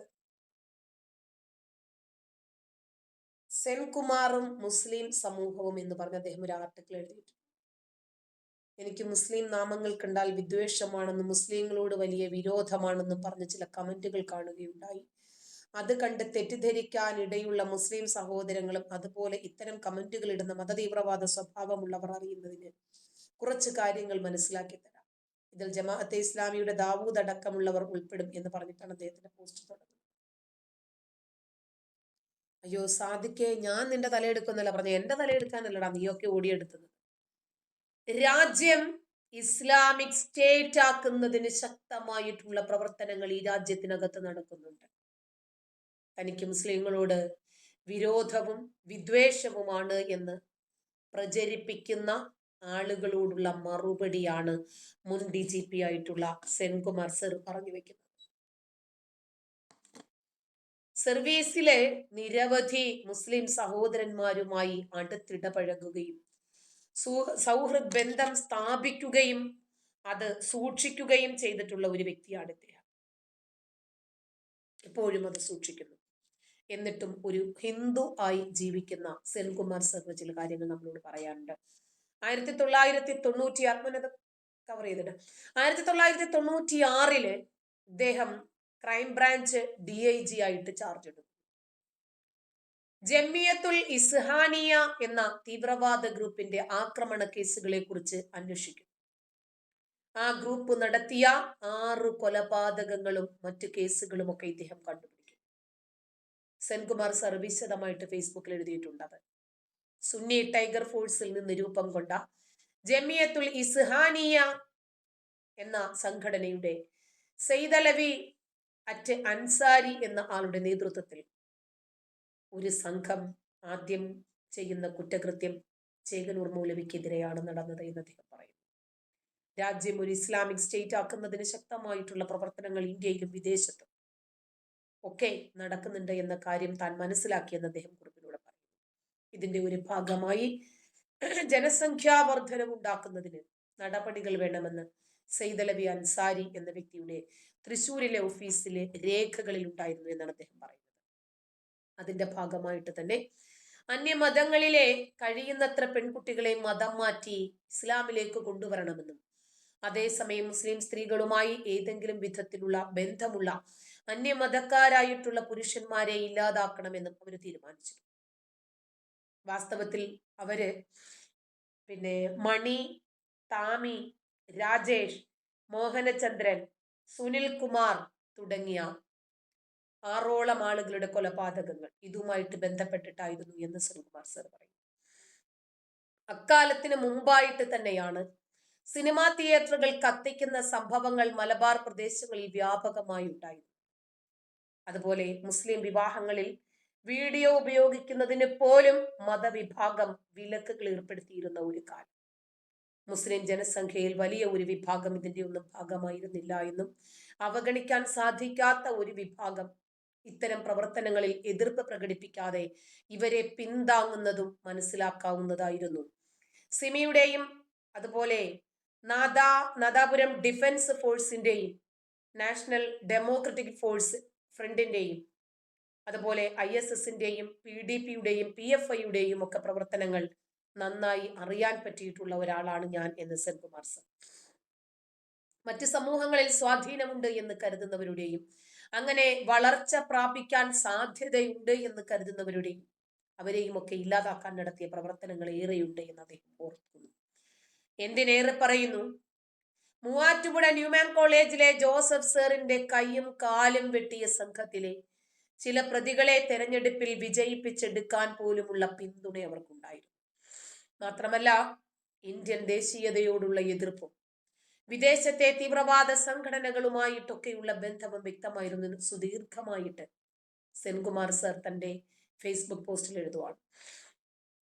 പോലീസ് ഡിപ്പാർട്ട്മെന്റിലും KSRTCയിലും എന്റെ കൂടെ ജോലി ചെയ്തിട്ടുള്ള നിരവധി ഉദ്യോഗസ്ഥരുണ്ടെന്നും അവരിൽ ചിലരെ ഞാൻ പേരെടുത്ത് പറയാമെന്നും അദ്ദേഹം പറയുന്നു. ജമാൽ എന്ന് വിളിക്കുന്ന ജമാലുദ്ദീൻ KSRTCയിൽ മിക്കവാറും എന്റെ നോട്ടുകൾ ടൈപ്പ് ചെയ്ത് തന്നിരുന്ന ആളാണ്. ഞാൻ KSRTC വിട്ട് ട്രാൻസ്പോർട്ട് കമ്മീഷണറായി പോയപ്പോഴും അവിടെ ഒരു റിട്ടയർഡ് ഹൈക്കോടതി ജഡ്ജിയുടെ കീഴിൽ ഒരു കമ്മീഷൻ ഉണ്ടായപ്പോഴും അതിന്റെ നോട്ടുകൾ എടുക്കാൻ ഞാൻ കണ്ടെത്തിയത് ജമാലിനെയായിരുന്നു. ദൗർഭാഗ്യവശാൽ കൊല്ലത്ത് DPOയിൽ മുമ്പ് വെച്ചുണ്ടായ വാഹനാപകടത്തിൽപ്പെട്ട് ജമാലുദ്ദീൻ മരണപ്പെട്ടു. ജമാൽ ജീവിച്ചിരുന്നപ്പോൾ ഹജ്ജിന് പോകുന്ന കാര്യം എന്നോട് പറഞ്ഞിരുന്നു. ജമാലിന്റെ മരണശേഷം ആ കുടുംബത്തിന് ആവശ്യമായിട്ടുള്ള എല്ലാ സഹായങ്ങളും ചെയ്തു കൊടുക്കാൻ സാധിച്ചു. ആ കുടുംബത്തോട് ചോദിച്ചാൽ മതി എന്നും അദ്ദേഹം പറയുന്നു. അതായത് അദ്ദേഹം ഒരു ഇസ്ലാം മത വിരോധിയാണ് എന്ന് പറയുന്നവർക്കുള്ള തെളിവായിട്ടാണ് അദ്ദേഹം പറയുന്നത്. ഞാൻ പോലീസിൽ ജോലി ചെയ്തിരുന്നിടത്തോളം കാലം എൻ്റെ കൂടെ ജോലി ചെയ്തവരിൽ എനിക്ക് ഏറ്റവും ഇഷ്ടപ്പെട്ടവരും മിടുക്കരും ഒക്കെ ആയിരുന്ന ഓഫീസർമാരുടെ കൂട്ടത്തിൽ ഏറ്റവും കൂടുതൽ ഉണ്ടായിരുന്ന മുസ്ലിം മതവിഭാഗത്തിൽപ്പെട്ട ആളുകളായിരുന്നു എന്ന് അദ്ദേഹം പറയുന്നുണ്ട്. അതിന്റെ ഒരു ലിസ്റ്റും അദ്ദേഹം പുറത്തു വിടുന്നുണ്ട്, അത് ഞാനിവിടെ പറയുന്നില്ല. 1996 അദ്ദേഹം ക്രൈംബ്രാഞ്ചിലെ DIG ആയിട്ട് ചാർജ് എടുക്കുന്നത്. അങ്ങനെയാണ് അദ്ദേഹം ഈ ഇസ്ലാമിക തീവ്രവാദ സംഘടനകളുടെയൊക്കെ പിന്നാലെ പോകുന്നത്. അവര് ചെയ്ത രണ്ടാമത്തെ കൊലപാതകത്തെ കുറിച്ച് അദ്ദേഹം പറയുന്നുണ്ട്. ചെങ്ങന്നൂർ മൗലവിക്ക് ശേഷം ഗുരുവായൂരിലെ ഒരു സുനിൽകുമാറിന്റെ ദളിത് വിഭാഗത്തിൽപ്പെട്ട ഒരാളായിരുന്നു. പാലക്കാട് മോഹനചന്ദ്രൻ എന്ന അയാളുടെ മരണത്തെപ്പറ്റി അന്വേഷിക്കുന്ന സമയത്ത് സുനിൽകുമാറിനെ വധിച്ചത് ഈ സംഘം തന്നെയായിരുന്നു എന്ന് വിവരം കിട്ടി. അതിനു മുമ്പേ സുനിൽകുമാറിന്റെ കൊലപാതക കേസിൽ 4 CPMകാരെ പ്രതിയാക്കി ലോക്കൽ പോലീസ് ചാർജ് എടുത്തു. ജില്ലാ കോടതി അവരെ ശിക്ഷിച്ചു. അവരുടെ അപ്പീൽ ഹൈക്കോടതിയിലെത്തി. അപ്പോ എന്തുകൊണ്ടാണ് സെൻകുമാർ സാറിനോട് ഇവർക്ക് ഇത്രയധികം വിരോധം എന്ന് അദ്ദേഹം ഓർമ്മയിൽ നിന്ന് വിശ്രമ ജീവിതം നയിക്കുന്നതിനിടയിൽ ഒരുപാട് വസ്തുതകൾ പറയുന്നു. അപ്പോ അതായത് ഇവര് ചെയ്യുന്ന തെണ്ടിത്തരങ്ങളെ ആരെതിർത്താലും ശരി അവരെയൊക്കെ ഇവര് മുസ്ലിം വിരോധികളായിട്ട് അങ്ങോട്ട് മാറ്റും. TP സെൻകുമാർ സാറിന്റെ കുറിപ്പ് ഇന്ന് വല്ലാതെ വൈറലായിട്ടുണ്ട്. സെൻകുമാർ സാറ് ചില കാര്യങ്ങൾ വ്യക്തമായി പറയുന്നതാണ് ഇവരുടെ പ്രശ്നം. അദ്ദേഹത്തെ ഇവര് തന്നെ പറയുന്നത് ഒരു മുസ്ലിം വിരോധിയാണ്. ഇപ്പൊ കുറെ നാള് മറുനാടൻ മലയാളിയായിരുന്നു ഇവര് പറഞ്ഞുകൊണ്ട് നടന്നിരുന്നത്. അദ്ദേഹം ഒരു മുസ്ലിം വിരുദ്ധനാണ് എന്നൊക്കെ ഉള്ള കാര്യം പറഞ്ഞു കഴിഞ്ഞാൽ ഇവർക്ക് പ്രശ്നമാണ്. അദ്ദേഹം കുടിയേറ്റത്തെ കുറിച്ച് വളരെ ശക്തമായിട്ടൊരു പ്രസ്താവന കഴിഞ്ഞ ദിവസം പറഞ്ഞിട്ടുണ്ടായിരുന്നു. ഇന്ത്യ വിട്ടാൽ ഹിന്ദുക്കൾക്ക് പോകാൻ വേറെ ഇടമില്ല എന്ന രൂപത്തിൽ അദ്ദേഹം സംസാരിക്കുന്നുണ്ടായിരുന്നു. ഇപ്പൊ ലോകത്തിലാകെ 57 മുസ്ലിം രാഷ്ട്രങ്ങളുണ്ട്. അപ്പൊ നമുക്ക് പോകാനുള്ളത് ഒന്നുകിൽ ഇന്ത്യൻ മഹാസമുദ്രത്തിൽ പോകാം, അല്ലെങ്കിൽ അറബിക്കടലിൽ പോകാം, അല്ലെങ്കിൽ ബംഗാൾ ഉൾക്കടലിൽ പോകാം. ഇപ്പൊ ഞാൻ ADG ഇന്റലിജൻസ് ആയിരിക്കുന്ന സമയത്ത് ഈ നെടുമ്പാശ്ശേരി ഭാഗത്ത് ആക്ച്വൽ കുറച്ച് ബംഗ്ലാദേശികളെ പിടിച്ചു. ഈ ബംഗ്ലാദേശികളെ ഇങ്ങനെ പിടിച്ചു കഴിഞ്ഞാലുള്ള കുഴപ്പമെന്ന് വെച്ചാൽ അവർ ജയിലിടാൻ പറ്റില്ല. ഇവരെ നമ്മളൊരു വേറെ ക്യാമ്പിൽ താമസിപ്പിക്കണം, ഡിറ്റൻഷൻ സെന്റേഴ്സ്. അപ്പൊ ആ ഡിറ്റൻഷൻ സെന്റേഴ്സ് നമ്മൾ ഉണ്ടാക്കിയിട്ടില്ല, കേരളത്തിൽ ഇതുവരെ ഉണ്ടായിട്ടെന്ന് തോന്നുന്നില്ല. അന്ന് ഒരു ജയിലിന്റെ ഒരു ഭാഗം ഡിറ്റൻഷൻ സെന്റർ ആയിട്ട് മാറ്റി അതിലാണ് താമസിച്ചത്. അവിടെ ഉണ്ടായിരുന്നത് എന്റെ ബാച്ച്മേറ്റ് തന്നെയാണ് ബംഗാളിൽ. അയാൾക്ക് ഞാൻ എഴുതി ഇവരെങ്ങനെ പിടിച്ചിട്ടുണ്ട്, അവിടെ വിട്ടിട്ട് അവരെ നമ്മൾ ബംഗ്ലാദേശിലേക്ക് അയക്കാൻ നടപടി എടുക്കണം. അത് മറുപടി പോലെ അയച്ചു. ഇപ്പൊ കേരളത്തില് വെള്ളിയാഴ്ച കണ്ടു. ഞാനൊക്കെ സ്കൂളിൽ പോകുന്ന സമയത്തും അത് അങ്ങനെ ഉണ്ടായിരുന്നു. കാലത്ത് 9:00 തുടങ്ങുകയും കാലത്ത് 12:00 സ്കൂൾ പിടിക്കുകയും ചെയ്തു. ഒരു മതത്തിന് വേണ്ടി മാത്രമായി. അതെ അതെ അപ്പൊ മറ്റു മതങ്ങൾക്ക് ഈ അവകാശങ്ങളൊന്നുമില്ല. അത് നമുക്ക് അന്ന് കുട്ടികൾക്ക് തിരിച്ചറിയാനും പറ്റാത്ത സാഹചര്യമാണ്. പറ്റാത്ത സാഹചര്യമായിരുന്നു. അപ്പൊ മറ്റു മതങ്ങൾക്കൊന്നും ഈ അവകാശമില്ലേ? എതിർഭാഗത്ത് വലിയൊരു നേതാവായിട്ട് നടക്കുന്ന ആൾ എന്തെല്ലാം നുണകളാണ് പറയുന്നത്. ഒരു തവണ പറഞ്ഞു അരുൺ ജെയ്റ്റ്ലി എന്നെ എന്താണ് ഭീഷണിപ്പെടുത്തി. എപ്പോഴാണ് ഈ കാർഷിക നിയമങ്ങൾ വന്നത്. അതെ. ഈ കാർഷിക നിയമങ്ങൾ വരുന്നതിനും 1.5 വർഷം മുമ്പ് അരുൺ ജെയ്റ്റ്ലിജി മരിച്ചുപോയിരുന്നു. അതെ. അപ്പൊ ആ ആള് വന്ന് പറഞ്ഞത് എന്ത് നുണയെ പറയുന്നത്. ഇപ്പൊ പറയുന്നത് മഹാത്മാഗാന്ധിയാണ് ഇന്ത്യൻ ഭരണഘടന ഉണ്ടാക്കിയത്. ആ മഹാത്മാഗാന്ധിയെ വധിക്കാൻ കാരണം അദ്ദേഹം ഭരണഘടന ഉണ്ടാക്കി എന്നുള്ളത് കൊണ്ടാണ്. അപ്പൊ മറ്റൊരാള് അതിന് പറഞ്ഞു കൊടുക്കുന്ന ആള്, അതായത് കേരളത്തിൽ നിന്നുള്ള ഒരാളാണല്ലോ ഇദ്ദേഹത്തിന് ഫീഡ് ചെയ്ത് ബുദ്ധി കൊടുക്കുന്നത്. അദ്ദേഹം പറയാണ് മഹാത്മാഗാന്ധി ജീവിച്ചിരുന്ന കാലത്ത് തന്നെ ഞങ്ങള് പലസ്തീനെ സപ്പോർട്ട് ചെയ്തിരുന്നതാണ്. ഈ പാലസ്തീൻ ഉണ്ടാകുന്നത് മഹാത്മാഗാന്ധി, അതായത് ഇസ്രായേൽ ഉണ്ടാകുന്നത് മഹാത്മാഗാന്ധി മരിച്ച 5-6 മാസം കഴിഞ്ഞിട്ടാണ്. അപ്പൊ മഹാത്മാഗാന്ധിയുടെ അസാസിന് ശേഷം ഒരു 5 മാസം കഴിഞ്ഞിട്ടാണ് ഇസ്രായേൽ 1948 രൂപീകരിക്കപ്പെടുന്നത്. അപ്പൊ അതിനുശേഷമാണ് പാലസ്തീൻ പ്രശ്നം തന്നെ ഉണ്ടാകുന്നത്. അപ്പോഴാണ് ഗാന്ധിജി പാലസ്തീനെ സപ്പോർട്ട് ചെയ്തിരുന്നെന്ന് ഈ ബുദ്ധിക്കാരൻ അങ്ങേർക്ക് പറഞ്ഞു കൊടുക്കുന്നത്. മനസ്സിലായോ? അപ്പൊ നമ്മൾ കാണേണ്ടത് ഇന്ത്യയോട് യാതൊരു സ്നേഹമില്ലാത്ത, ഇന്ത്യ അഖണ്ഡമായിട്ട് നിൽക്കണമെന്ന് യാതൊരു താല്പര്യമില്ലാത്ത, ഇന്ത്യയുടെ സനാതന ധർമ്മത്തെയോ സംസ്കാരത്തെയോ മാനിക്കാത്ത ഒരു വിഭാഗം. അതിൽ കുറച്ച് വിഭാഗം കേരളത്തിൽ കൂടുതലായിട്ടുണ്ട്. അതിൽ കുറെ പേര് മതേതര ഹിന്ദുക്കളും പറയുന്നത് രാഹുൽ ഗാന്ധിയെ കുറിച്ചല്ലേ നേരത്തെ പറഞ്ഞ അത് തന്നെ ഉദ്ദേശിച്ചത്. അപ്പൊ ഇവിടെ ഉണ്ട്. അപ്പൊ അവര് മനസ്സിലാക്കി വരുന്ന കുറെ പേര്, പ്രത്യേകിച്ച് അവരുടെ കുട്ടികളൊക്കെ ലൗകികവാദത്തിന് ഇരയായിട്ട് പോകുന്ന സമയത്ത് കിടന്ന് കരയുകയും മനസ്സിലാക്കുകയും ഒക്കെ ചെയ്യുന്നുണ്ട്. അപ്പൊ ഇതേപ്പറ്റി ഞാനിപ്പോ എൻ്റെ ഒരു ബുക്കുണ്ട് പറയാൻ ബാക്കി വെച്ച 2ാമത്തെ ബുക്കാണ്. അതിലൊരു ചാപ്റ്റർ തന്നെ കൊടുത്തിട്ടുണ്ട് കേരളത്തിലെ തീവ്രവാദത്തെ പറ്റി. അപ്പൊ അത് ഞാൻ പറയുന്നുണ്ട് എന്തുകൊണ്ട് നമ്മൾ അതിനെ ലവ് ജിഹാദ് എന്ന് പറയുന്ന ഒരു സംഘടനയോ പ്രസ്ഥാനമോ രജിസ്റ്റർ ചെയ്ത ഓർഗനൈസേഷനോ ഇല്ല. അതൊരു പ്രക്രിയയാണ്. അപ്പൊ ആ പ്രക്രിയ ചോദിച്ചാല് കോടതിക്കോ പാർലമെന്റിനോ പറയാൻ പറ്റില്ല. പക്ഷെ അല്ലെങ്കിൽ അതിന് ആ ആക്ടിവിറ്റിക്ക്, അതായത് ഒരു ഹിന്ദു ഓർ ക്രിസ്ത്യൻ പെൺകുട്ടിയെ വളച്ചെടുത്ത് ബ്രെയിൻ വാഷ് ചെയ്ത് അവളെ മതം മാറ്റി എടുക്കുന്ന പ്രക്രിയക്ക് ഒരു നിയമപരമായിട്ട് ഒരു ഡെഫിനിഷൻ കൊടുക്കുകയാണെങ്കിൽ അതിനെ ലവ് ജിഹാദോ കൺവെർഷൻ ജിഹാദോ എന്ന് പറയാൻ പറ്റും. അപ്പോഴേ പറയാൻ പറ്റും, അതുവരെ പറയാൻ പറ്റില്ല. പക്ഷെ സംഗതി നടക്കുന്നുണ്ട്. തീർച്ചയായും. ഏതായാലും എനിക്ക് തോന്നുന്നു ഏകദേശം ഒരു 50% കുറഞ്ഞുണ്ട്. ഇപ്പോഴും 50%ത്തിലേക്ക് നടക്കുന്നുണ്ട്. അതിന്റെ ഉദാഹരണമാണ് ഇപ്പൊ കോതമംഗലത്തൊക്കെ കണ്ടത്, കൊട്ടാരക്കര കണ്ടത്. അതെ. അപ്പൊ അതുകൊണ്ട് നമ്മൾ മനസ്സിലാക്കേണ്ടത് കന്യാസ്ത്രീകളുടെ ഇഷ്യൂല് 2-3 കാര്യങ്ങളുണ്ട്. ഒന്ന്, അത് ഒരു നിയമപരമായ ഒരു കാര്യമാണ്.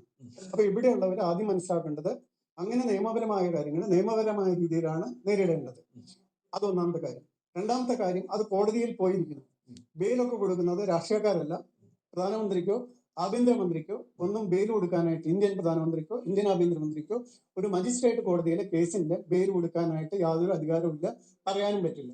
അത് ആ മജിസ്ട്രേറ്റിന്റെയും അതിന്റെ മുകളിലുള്ള ജുഡീഷ്യൽ സംവിധാനത്തിന്റെയും ചുമതലയാണ്.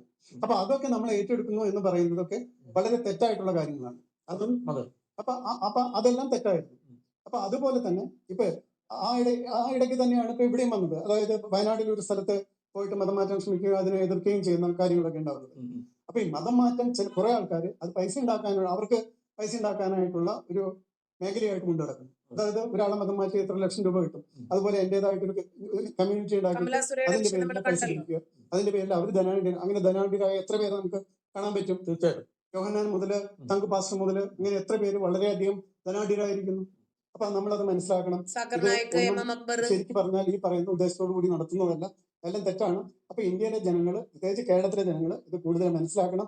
ഈ TV മാധ്യമങ്ങളിലൊക്കെ ഇരുന്ന് പറയുന്നവര്, മാധ്യമങ്ങളിൽ ഇരുന്ന് പലപ്പോഴും ഹിന്ദുസിനെ പറ്റി പറയുന്ന ചിലരെങ്കിലും അവര് ഹിന്ദു നാമധാരികളാണ്, പക്ഷെ അവര് ഹിന്ദുക്കളല്ല. മനോരമയിലൊക്കെ നിങ്ങൾക്ക് നോക്കിയാൽ കാണാം അവർക്ക് ഹിന്ദു എന്തുകൊണ്ട് അവര്, അതായത് എനിക്ക് അവരുടെ പേരെന്തായിരുന്നു, മറ്റേ ഇവര് മതം മാറ്റി പോയത്. അതുകൊണ്ട് നമ്മൾ ഇത്തരം കാര്യങ്ങൾ ഇനി സമൂഹം വളരെ സീരിയസ് ആയിട്ട് കാണുകയും അതിനുള്ള നടപടികൾ എടുക്കുകയും ചെയ്തില്ലെങ്കിൽ നമ്മൾ ഒരു സുരക്ഷിത രാജ്യമല്ലാതായിട്ട് നമ്മുടെ അടുത്ത തലമുറയ്ക്ക് തന്നെ, ഒരുപക്ഷെ ഇന്ന് 50 വയസ്സിൽ താഴെയുള്ളവർക്ക് തന്നെ കാണേണ്ടത് അങ്ങനെ ഒരു അവസ്ഥയിലേക്ക് നമ്മൾ അതിവേഗം മാറിക്കൊണ്ടിരിക്കുകയാണ്. അപ്പൊ തീർച്ചയായിട്ടും അങ്ങനെ പാടില്ല. നമുക്ക് ഓടിപ്പോകാൻ ഒരു സ്ഥലമില്ല. നമ്മളെവിടെ പോകാം? ഇപ്പൊ ലോകത്തിലാകെ 57 മുസ്ലിം രാഷ്ട്രങ്ങളുണ്ട്.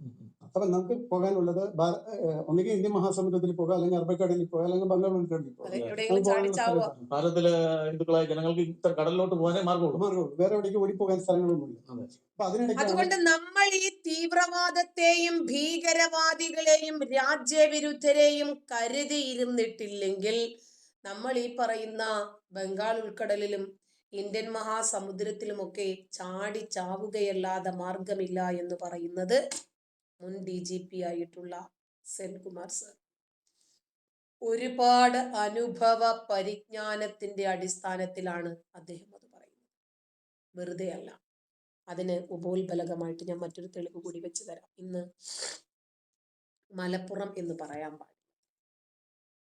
മലപ്പുറം എന്ന് പറഞ്ഞാൽ ഉടനെ കുരു പൊട്ടിയൊലിക്കുന്ന ഒരു വിഭാഗം മലബാറികൾ ഇന്നുണ്ട്. മലബാറിലെ ആരുടെയും തന്തമാർക്ക് സ്ത്രീധനം തന്നിട്ടുള്ളതല്ല മലബാർ. കേരളത്തിലെ ഒരു ജില്ല മാത്രമാണ് മലപ്പുറം. ഈ കേരളമുള്ളത് ഇന്ത്യക്കകത്താണ്. ഇന്ത്യ ഭരിക്കുന്നത് നരേന്ദ്രമോദിയുമാണ്. ഒന്ന് അറിഞ്ഞു വെച്ചാ മതി. മലപ്പുറത്തെ സംബന്ധിക്കുന്ന എന്തെങ്കിലും പറയണമെങ്കിൽ കൂടുതൽ അറിയണമത്രേ, കൂടുതൽ സഹിക്കാൻ തയ്യാറാകണമത്രേ. മനസ്സിലായ? ശരി, നമ്മൾ തയ്യാറ് തന്നെയാണ്. മലപ്പുറത്തെ ആയുധക്കടത്തും മലപ്പുറത്തെ കള്ളക്കടത്തും മലദ്വാർ ഗോൾഡും ഒക്കെ പറയാൻ തന്നെയാണ് തീരുമാനം. അയ്യോ ഹസൻ, കുഴപ്പമില്ല, നിങ്ങൾ മൂലത്തിലുള്ള മലം വായിൽ കൂടെ കസ്റ്റംസ് ഉദ്യോഗസ്ഥര് വലിച്ചെടുക്കുന്നത് നമ്മൾ കാണുന്നുണ്ട്. നമുക്കറക്കം പ്രത്യേകിച്ച് തിരുകാനൊന്നുമില്ല.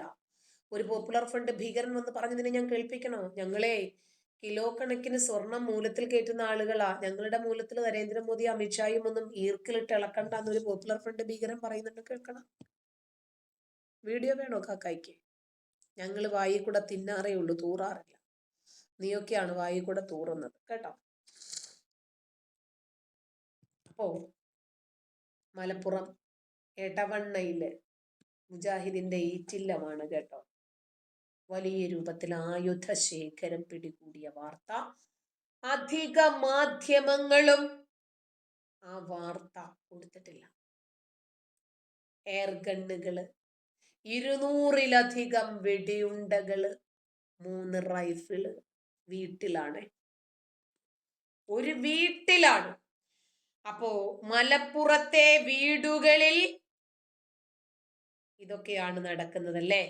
അപ്പോൾ മദ്രസകളിലും പള്ളികളിലും എന്തായിരിക്കുമെന്നൊന്ന് ചിന്തിച്ചു നോക്കിക്കേ.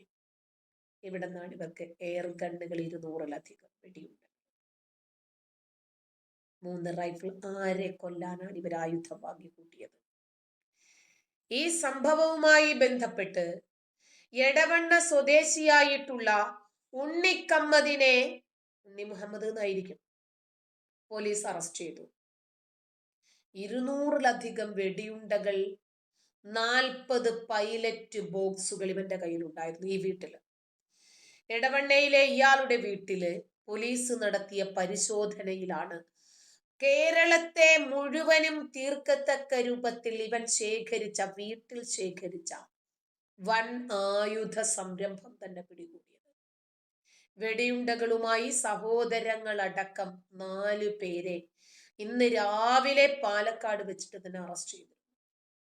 കൽപ്പാത്തിയിൽ നിന്നായിരുന്നു വാഹന പരിശോധനയ്ക്കിടയിൽ ഇവരുടെ സഹോദരങ്ങൾ അറസ്റ്റിലാകുന്നത്. മൃഗവേട്ടയ്ക്കു വേണ്ടി വാങ്ങിയതാണ് എന്നാണ് ഇവര് പോലീസിനോട് പറഞ്ഞത്. ആയുധങ്ങൾ എവിടെ നിന്ന് വാങ്ങിയതെന്ന് വീണ്ടും ചോദ്യമാണ്. അങ്ങനെയാണ് മലപ്പുറം പോലീസ് എടവണ്ണയിൽ അന്വേഷിച്ചെത്തുന്നത്. പോലീസ് നടത്തിയ പരിശോധനയിലാണ് വൻ ആയുധ ശേഖരം പിടികൂടുന്നത്.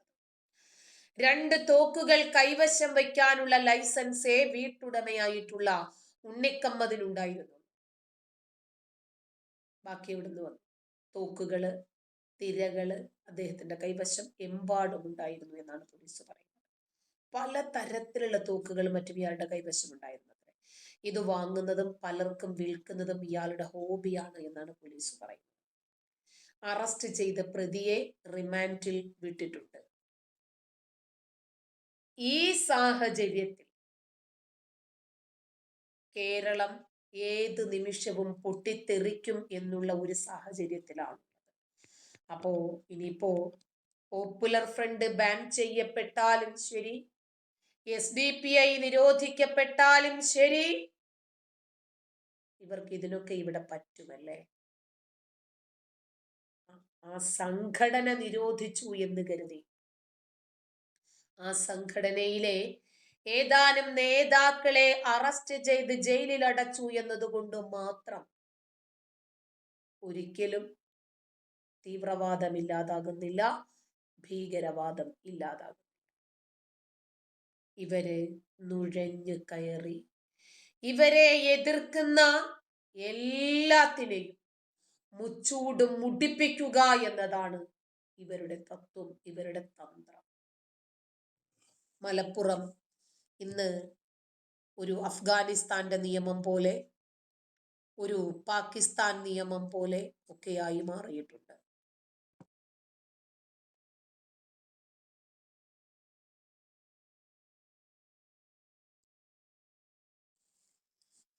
അഫ്ഗാനിസ്ഥാനും പാകിസ്ഥാനും ഒക്കെ ആ രാജ്യത്തോട് കൂറുണ്ട്. പക്ഷേ നമ്മുടെ രാജ്യത്തോട് യാതൊരു കൂറും പ്രതിബദ്ധതയും ഇല്ലാതെ ഈ രാജ്യത്തെ പാകിസ്ഥാനാക്കാനും അതുപോലെ ഈ രാജ്യത്തെ ഇസ്ലാം മത രാജ്യമാക്കി മാറ്റാനും യാതൊരു മടിയുമില്ലാതെ പ്രവർത്തിക്കുന്ന ഒരു വിഭാഗം ആളുകൾ നമ്മുടെ നാട്ടിലുണ്ട് എന്നതൊന്ന് ഓർത്തു വെച്ചാൽ മതി. ദേശഭക്തി ഗാനം പോലും എതിർത്ത് മലപ്പുറത്ത് ഇവർക്ക് ദേശീയ പതാക ഉയർത്താൻ പറ്റും. കണ്ടിരുന്നില്ലേ? അവര് ജനഗണമന ചൊല്ലിയായിരുന്നില്ല ദേശീയ പതാക ഉയർത്തിയത്.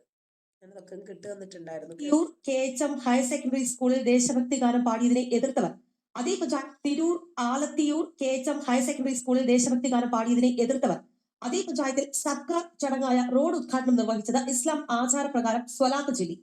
തൃപ്പങ്ങോട് പഞ്ചായത്തിലെ SDPI CPM കൂട്ടുകെട്ട് തുറന്നു കാട്ടുന്നതായിരുന്നു ചടങ്ങ്. SDPI നേതാവ് കരീം സ്വാഗതം പറഞ്ഞ ചടങ്ങിൽ ഉദ്ഘാടനം നിർവഹിച്ചത് പഞ്ചായത്ത് പ്രസിഡന്റ് ശാലിനി.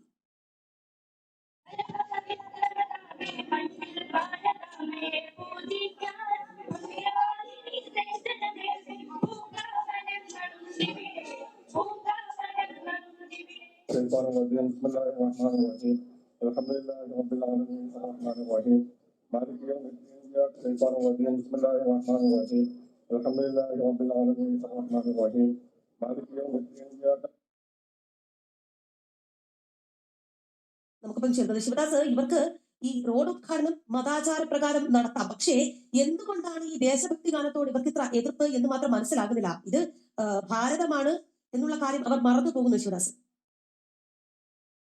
തീർച്ചയായും അത് തന്നെയാണ് പ്രധാനപ്പെട്ട ചോദ്യം. ഇത് ഭാരതമാണ് എന്നുള്ള കാര്യം മറന്നുകൊണ്ട് തന്നെയാണ് അവർ ഇത്തരത്തിലുള്ള പ്രവർത്തനങ്ങളുമായി മുന്നോട്ട് പോകുന്നത്. പ്രത്യേകിച്ച് CPM മത മൗലികവാദ സംഘടനകളുടെ പിടിയിൽപ്പെട്ടാണ് അവരുടെ ഓരോ പ്രവർത്തനവും. അത് തെളിയിക്കുന്നത് തന്നെയാണ് മലപ്പുറം ജില്ലയിലെ തിരൂരിൽ ആലത്തിയൂരിൽ നടന്ന ഈ സംഭവവും. നമുക്കറിയാം, സ്വാതന്ത്ര്യ ദിനത്തിലാണ് ഇത്തരത്തിൽ സ്കൂളിലെ കുട്ടികൾ ഒരു ദേശഭക്തി ഗാനം പാടിയത്. പരമപവിത്രമിതാമി മണ്ണിൽ ഭാരതാമ്മയെ പൂജിക്കാൻ എന്ന് തുടങ്ങുന്ന ഗാനം പാടിയത്. അത് RSSന്റെ ഗണഗീതമാണ് എന്ന് പറഞ്ഞ് സ്കൂളിൽ വലിയ രീതിയിലുള്ള പ്രതിഷേധം സംഘടിപ്പിച്ചിരുന്നു. അത് SDPIയും അതോടൊപ്പം തന്നെ CPM പ്രതിഷേധവുമായി രംഗത്തെത്തിയത്. ഇവർ ഒരുമിച്ചായിരുന്നു അന്ന് പ്രതിഷേധം നടത്തിയത്. അതായത് ഈ സ്വാതന്ത്ര്യ ദിനത്തിലാണ് ഈ ഗാനം പാടിയതെങ്കിലും പിന്നീട് ആഴ്ചകൾക്ക് ശേഷമാണ് ഇവർ പ്രതിഷേധവുമായി രംഗത്തെത്തിയത്. പിന്നീട് പ്രിൻസിപ്പലിനെ ഉപരോധിച്ച് പ്രിൻസിപ്പലിൽ നിന്നും അവർ ലെറ്റർ എഴുതി വാങ്ങി.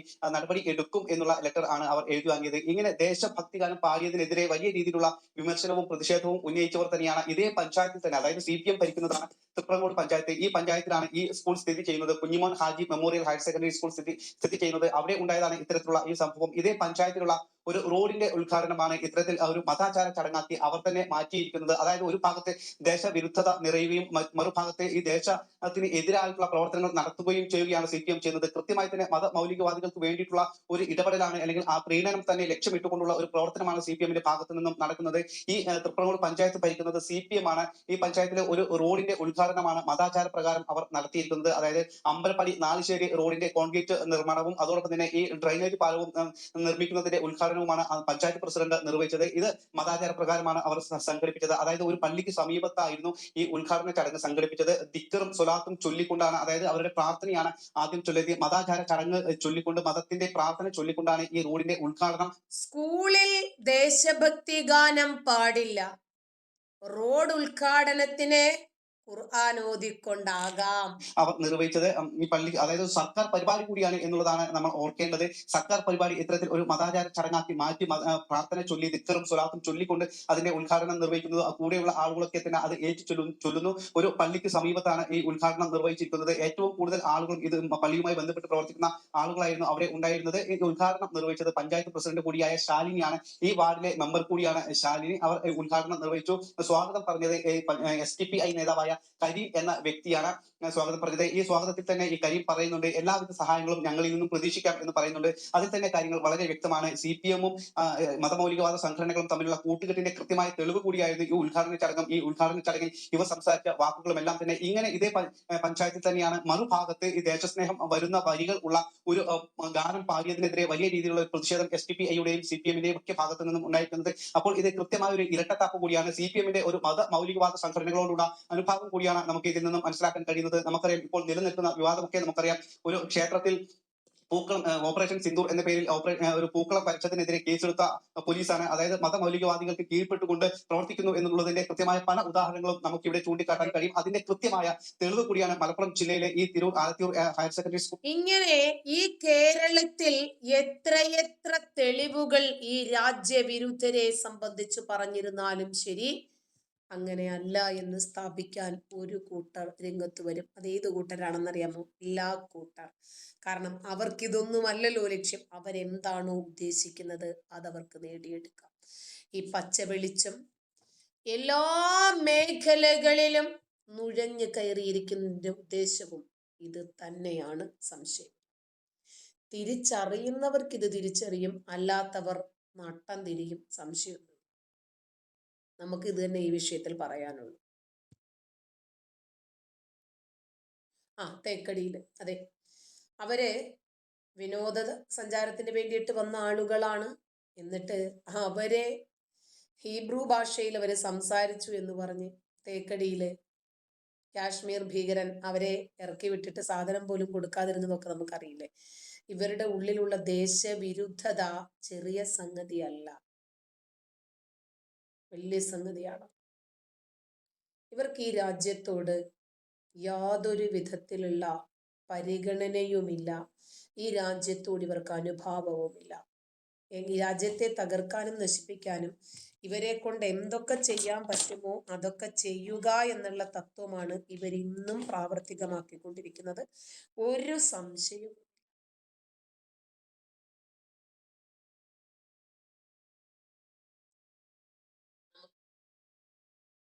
അപ്പോൾ റിനി, നമ്മുടെ സമയം കഴിഞ്ഞു, പോയാലോ?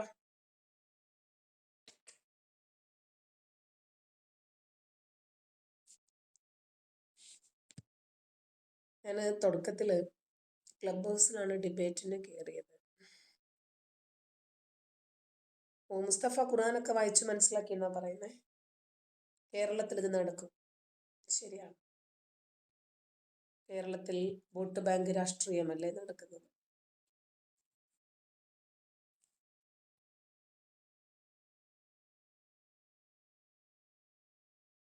ഇതെന്തിനാ നിർത്തി ഇയാളെ ഈ ഒരു കൃഷി ഇയാളെ ചെയ്തിട്ട് ഇയാളെ പ്രതീക്ഷിച്ച മാതിരിയുള്ള ഒരു ഈൽഡ് അതിനകത്തുണ്ടായി. അവസാനം ഇയാള് തന്നെ ആപടപ്പെട്ടപ്പോൾ കാര്യം ഇൻവെസ്റ്റ്മെന്റ് ഉണ്ടല്ലോ, ഈ ജോലിക്കാരെയും ബാക്കിയുള്ള ആൾക്കാരെ ഇതിനകത്തൊക്കെ നശിപ്പിച്ചു. ഇതിനുശേഷം ഇയാൾക്ക് അമേരിക്കയിലെ ബന്ധുക്കളുണ്ട്. ഇയാൾ ഒരു മാസത്തെ ഒരു സന്ദർശനത്തിന് ഇയാളുടെ റിലേറ്റീവ്സിനെ കണ്ട് പുള്ളിക്കാരൻ കറങ്ങി അടിച്ച് അവിടുന്ന് മാക്ഡൊണാൾഡ്സ് ഒക്കെ അടിച്ച് കറങ്ങി തിരിച്ചുവിടെ വന്നിരിക്കുന്നു. ഇയാളുടെ വീടിന്റെ പുറകിൽ നിൽക്കുന്ന ഒരു വിഷയത്തെ കുറിച്ചുള്ള ചർച്ച, ഒരു എക്സ്റേ എടുത്തു കഴിഞ്ഞാൽ ഒരു എക്സ്റേ അതേപോലെ ഭൂമിയിൽ ഞാൻ അവർക്ക് ചീത്ത വൃത്തികൾ ചേതോകരമായി തോന്നിപ്പിക്കും. അപ്പോൾ നമുക്ക് പോകാം. Good night.